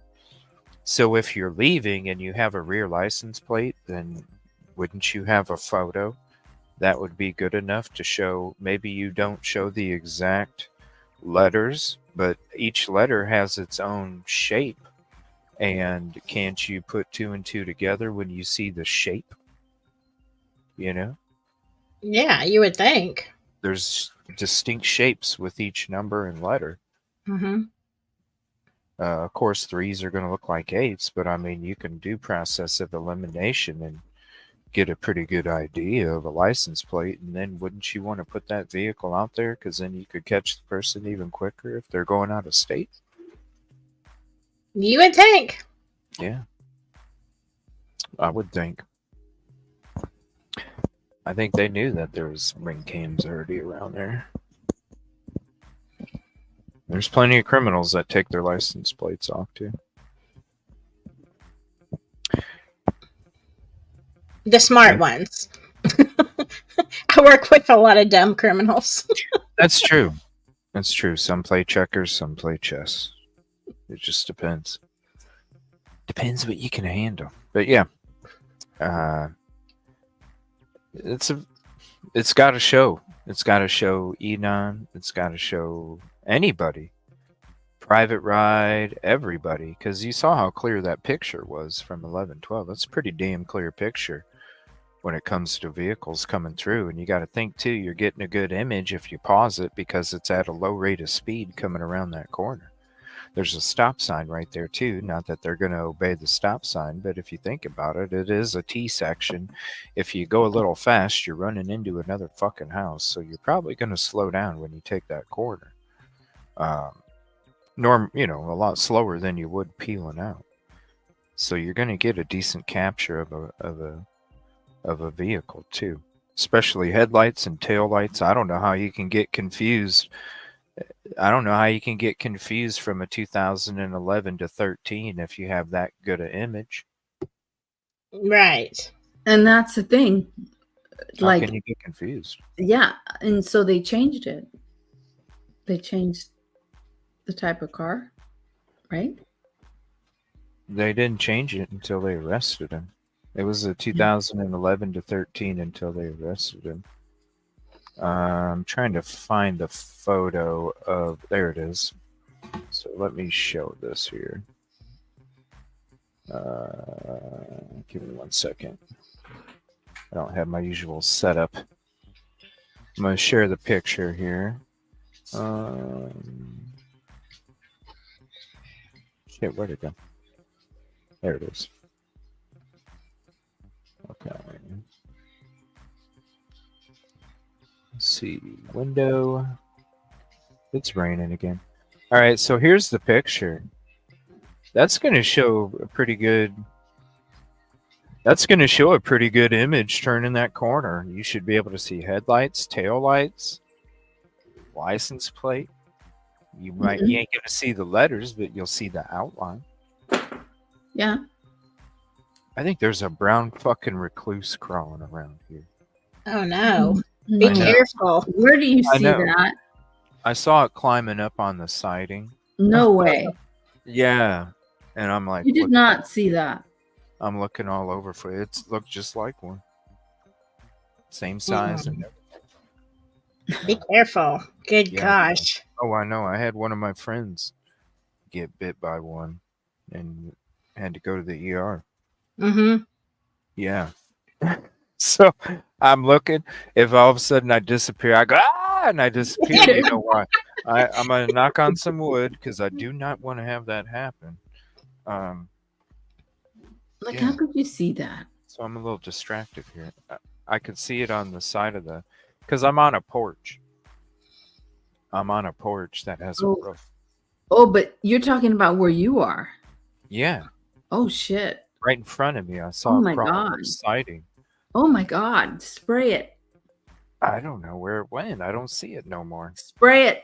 Uh-oh. I don't see it no more. It like crawled up some siding or something. Yeah. I don't know if it came back out. I was trying to watch that and talk at the same time, and then I lost it. Get rid of it. I don't know. Just feed him your curds and whey. Yeah, I don't. It was somewhere. Hold on one second. Shit. Yeah, I know. We're gonna hear CJ. Just spray Raid all over the place.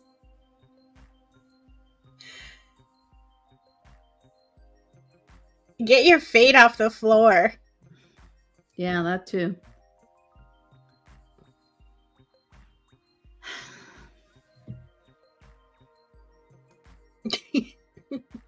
CJ, the spider hunter.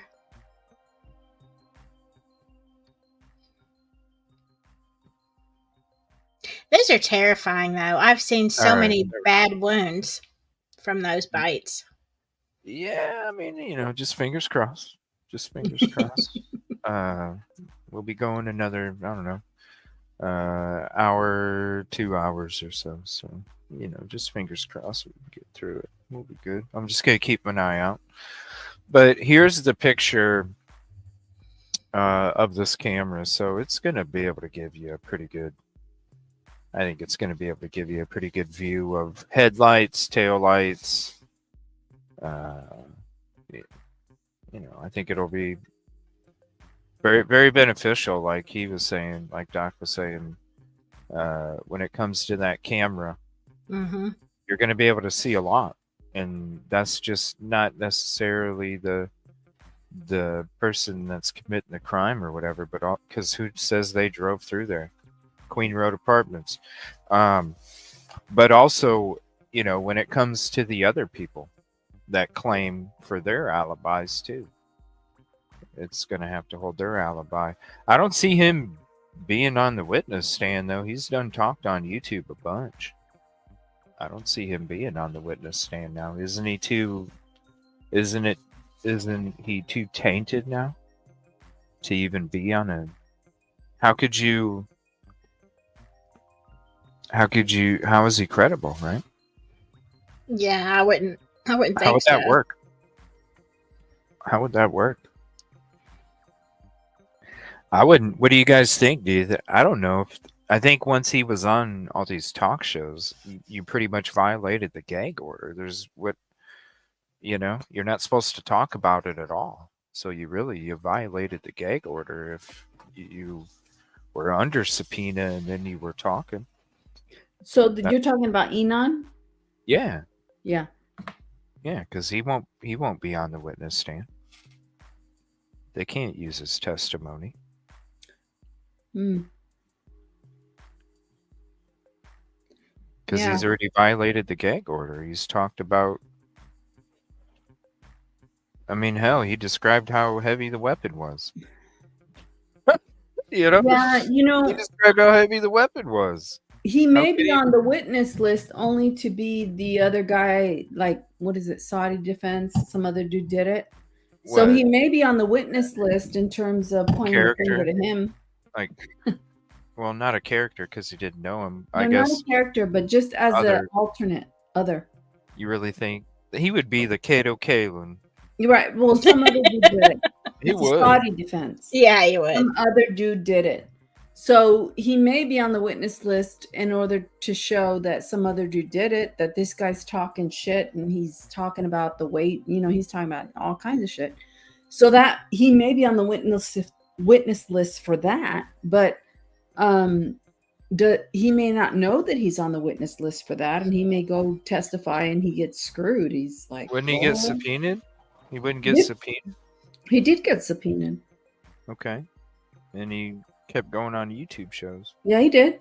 And the preliminary hearing never went forward, so the subpoena was gone and out. But, if he gets subpoenaed for trial, yeah, I would be it's the some other dude did it, the Saudi defense. I would be asking him, like, well, how did you know? Like the questions you were asking, CJ, like, how would you know the weight of the, okay. So yeah, I would be asking those questions, and it causes reasonable doubt. Now, Enon may not know that that's what's happening to him, but it may happen. Let me see here.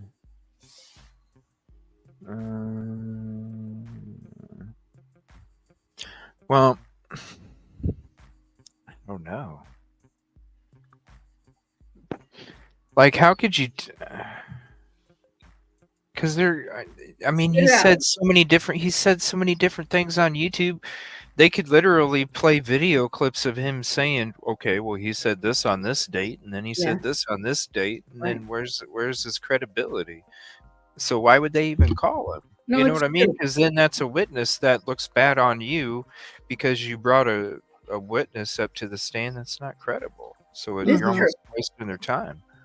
True, but if you're gonna do the some other dude did it, you're obligated to produce this witness. I mean, if you're gonna go that route, some other dude did it.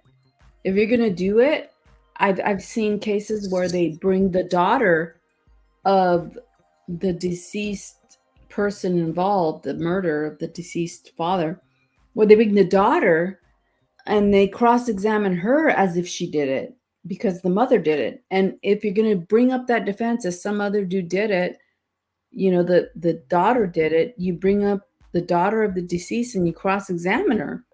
And I've seen it done, and I could see it with Enon. I could see it with a whole bunch of people.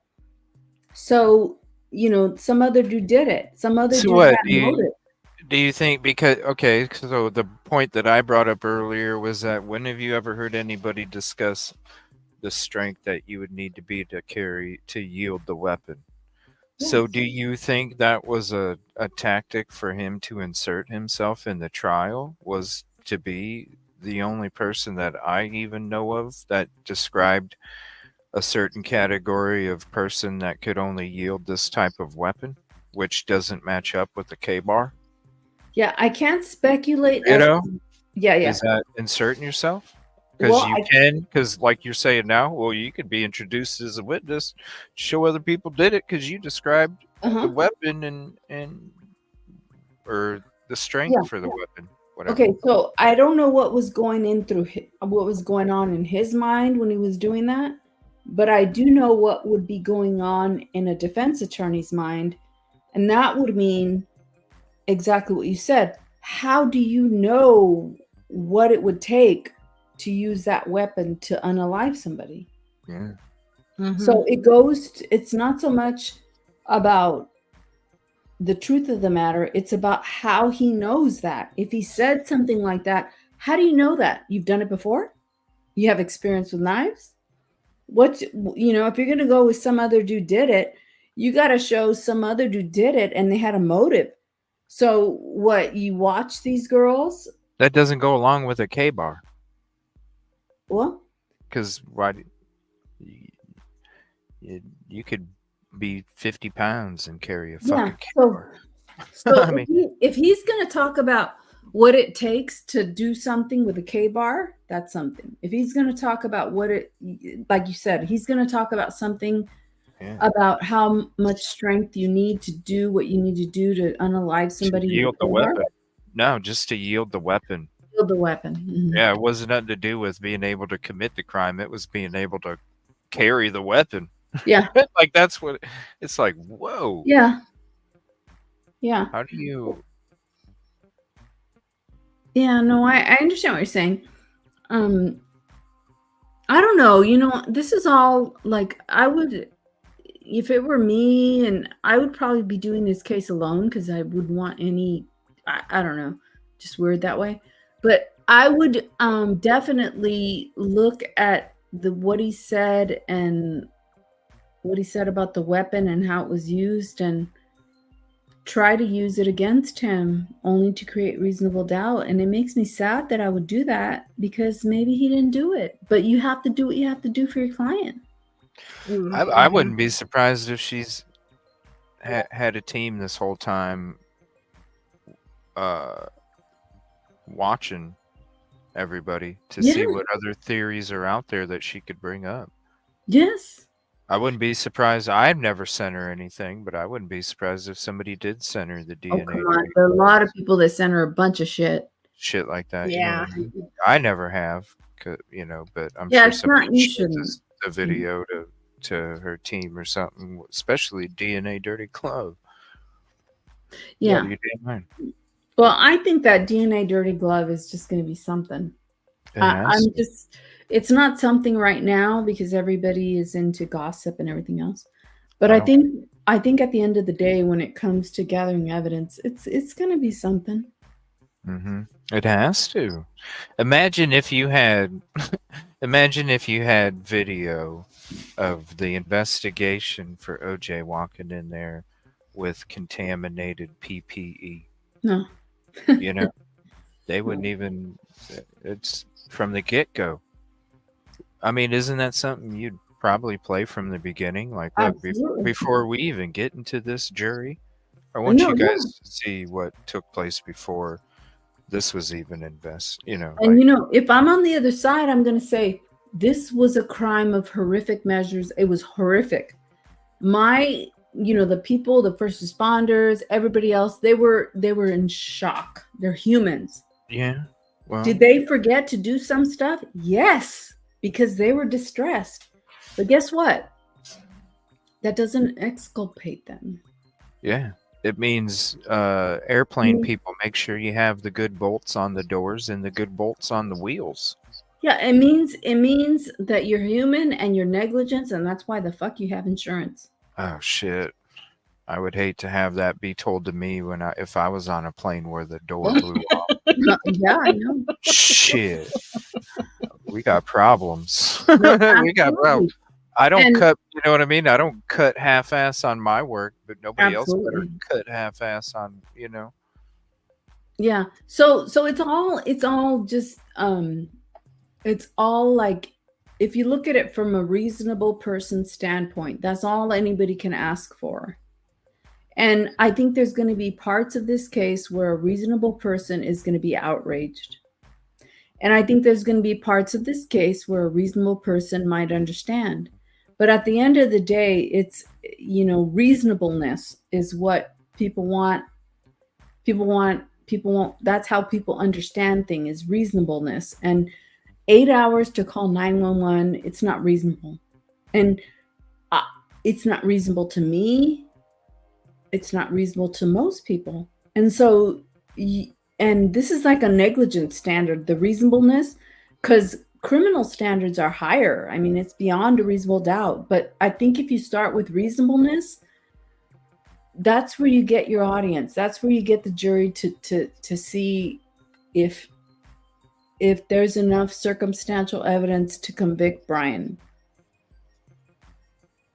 And well, when you have the coroner describing how messy it was, and other people describe how messy it was and how traumatic it was, then how in the hell do you not know what took place when you opened your door?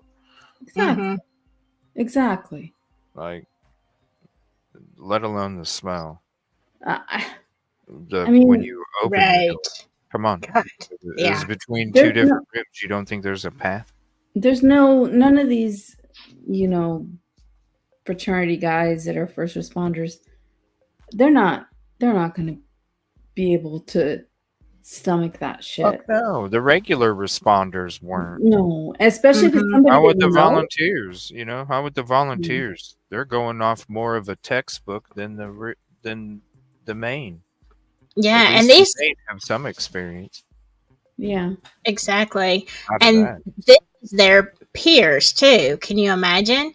I mean, you're a first responder for the college, and these are girls that you know. Yeah, you're not going to be able to handle that. No, not at all. It's like it's almost like, you have my best friend finding me in a house where I've been killed, and they go in and look. It's like, Mhm. how are they going to be objective? Right. You can't.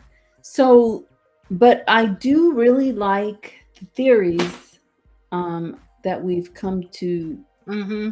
The theories that we've come to as a result of everybody, plus CJ, his theory that he got about the first responders. I really Right. like that it's a theory, That's and the only thing that that makes sense. and that theory is not exclusive of some incel being in the neighborhood doing Right. this crime. It's not like those theories both could be right, because incel in the neighborhood could have had some weird ideas and had this backpack packed waiting for the right time, and then it happens, and then you have these sorority and fraternity people who want to keep it quiet because that's what they're told to do, and they're first responders, and Yeah, they try just to raised keep it quiet. 463,000 too. Right. Mhm. And they don't know. I mean, they don't know who did it. It could have been an incel, it could have been some drug pin or drug king or whatever. They don't know, but they're Right. trying to keep it quiet. So everything could be real. All of this could theoretically happen. And it may be something totally different. That's what blows my mind. It's like if it went to trial and we hear something completely different, we're like, whoa, but Right. that's what we're left with. And I mean, yeah, because any of these could be true. And even the first responder, just because it would be hard on somebody that was their peer doesn't mean, because it took, in my opinion, it took something of a psychopath to do something like this. So you're not talking about a regular student, a regular first responder. You're talking about somebody out of, the box. Yeah, I would agree with that. And to say it's the first person that was in a medical field that committed that kind of crime, I mean, come on. No. They make no. TV shows about people being in Mhm. that because even like the people setting fires, Right. the firemen setting fires, Mhm. they're not first responders. Well, how many nurses have, been SKs? Yeah. They finally catch them. I mean, they go into that. Yeah. You go into that field sometimes with, wrong intentions. And they think that they're saviors, some of them, and they think they want to put these people out of the misery, but they don't know what they're talking about.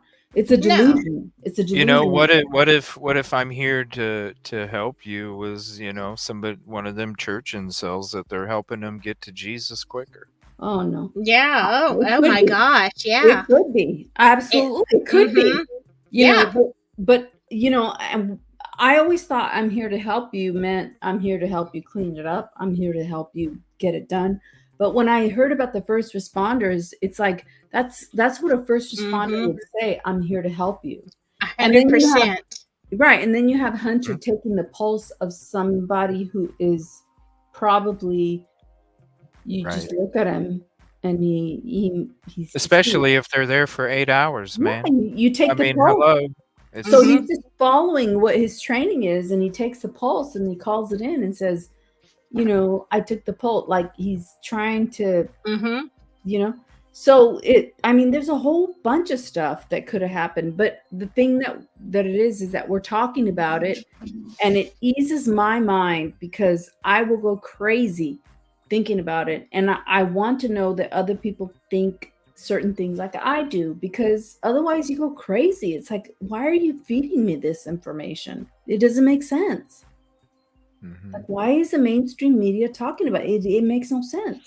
Yeah, like Banfield coming back out saying that, talking about the girl being mad that they didn't take her tip more seriously about Koberger a couple months before, and it's like, I think if they, I mean, I kind of think that they don't have enough. So if that was part of it, don't you think they would want to add you to their case, regardless, right? That's just another peg in the board for you to try and get closer to a conviction. I mean, hello, like, why are we even bringing it up, Banfield? Use common sense. Don't you think if it went along with the crime that they would have included it? It's like, why? That's the most dangerous. You know, you got other people going over shit from like a year ago, but it's like, okay, whatever. Well, they You know, knew, this like, shit's a year ago. But yeah, they're new and they don't know, and they some of them want- ain't new. Some of them have been around longer than I have, and they're regurgitating shit from a year ago and considering them like the queen of debunking and shit. And it's like, oh, okay. No, I'm listening to you. Okay, Karen. No. No. No, but we're some going people off are of shit behind. from a year ago. Yeah. Well, Okay. there's some people who are behind and they're okay and they're just trying to catch up and they have They don't have any content. They don't have any content. That's why you got some people that are fucking just coming out on YouTube, you know, regurgitating the same shit. And to me, it's, you know, as somebody that's been around since the beginning of this case, we've had so many people talk about these theories that some of these people are coming out with. And it's like, come on, people. Like, if you're really trying to help truth and justice, why don't you talk about the real shit? Because, I mean, anybody can make a video about Emma and D being possible suspects. No fucking shit. It's been a shit for a year. You know what I mean? Who hasn't talked about it? Yeah, but if you're really about truth and justice, then fucking talk about the shit that is current. Like this DNA shit. And I do feel that way. Like, come on. Like, and But people are like watching this shit, and then they're coming into our shows and they're like, hey, did you know this? It's like, yes, we did. Yeah, we did. Yeah. No, I know. Or stealing from your show, CJ, and then all of a sudden they've got a that's because you're the man. No, it's not that. It's because it's the bigger fish eating off the little fish. They have a lot more subs than I do. They don't have content, so they go to, because listen, that's why you get people that'll come into this show and be like, did you hear so and so come up with this? And it's like, yeah, but you know, it's because I don't have that reach that they do. So then when they come out with it, even though they copied my shit to the, you know, to more people than the community, it looks like they're the ones that came out with it. Yeah. And it's like, why? I mean, that's cool. You're getting 15, 20,000 views on something that everybody's done talked about. But if you're really about truth and justice, you know, we could be talking about the same old shit every fucking night too, but we're not. We're coming out with different things, different thoughts, different theories, different opinions, different way to look at things. You know, that's. Yes. And you know, the fact that you talk passionately about the incel in the neighborhood as passionately as you discuss, you know, the frats and what they were doing. Yeah. Nobody's still nobody. Tommy said somebody was making video. He thought they made, see, and this is what I'm saying. On the last show that Tommy was on, we were talking about the Sigma Chi first responder shit, and we were talking about the late, who says the late shoe print wasn't one of the first responders. And then he's like, yeah, somebody came out with a video about this a few days ago. He's like, when did you come out? I was like a week and a half, 2 weeks ago. And I guess you did come out with it first. It's like, yeah, that's what they're doing. They're coming to the show and, you know, they're seeing, you know, shit that we're talking about, and then they're just writing their own little 10-15 minute video script, talking to a camera and acting like it's something that ain't nobody heard before, and then the people just suck that shit up. And it's like, okay, why don't you talk about like the DNA, or the first responder shit, especially the DNA though? Like, well, I don't understand Because it. you know what? The Supreme Court, I'm almost positive they can't go into the IGG and look into how it was handled and everything else. That's too detailed. That's like it needs to be litigated. It needs to be. Well, you can. What I'm saying is, you can question the Zana bag. Can you question the DNA contamination? Well, So if you're going to talk about videos about was it Xana's DoorDash? I mean, come on. Like, come on, really? Yeah. That's the new video. Why aren't you talking about, hey, guys, look at this. This is something that's for sure. This isn't something that we can go, hey, guys, guess what? Could it be this? And could it be this? And could it be, okay, yeah, we've all, but something for sure, like that DNA dirty glove video, that is 100 fucking percent for sure. Mm-hmm. For sure. And You can't argue it. And so, I would argue that like to the death of me. Like you know, like there are Mhm. certain things that I will argue to the death of me, and one of them is the car, how they went from a Sentra to a Hyundai Elantra to a certain year, and then another year, and how they did that, and it's like you're moving the goalposts here. Like, what are you doing? And if you look at the investigation, I mean, I will argue that till forever, and I will argue the fucking IGG forever. Like, you know, there's so many steps, and do you have all the goods to show what you did? They don't. I think that's somebody asked earlier. They want to know. I think it was Katrina. What she wanted to know what video parts Ann Taylor was requesting. You know, when it comes to the video portion, and I believe it's the video that it's supposed to show Koberger's fucking car going up there because, like she said, her team has went through the cast. They've went through everything that they've gotten, the IGG that they've gotten, the video that they've gotten.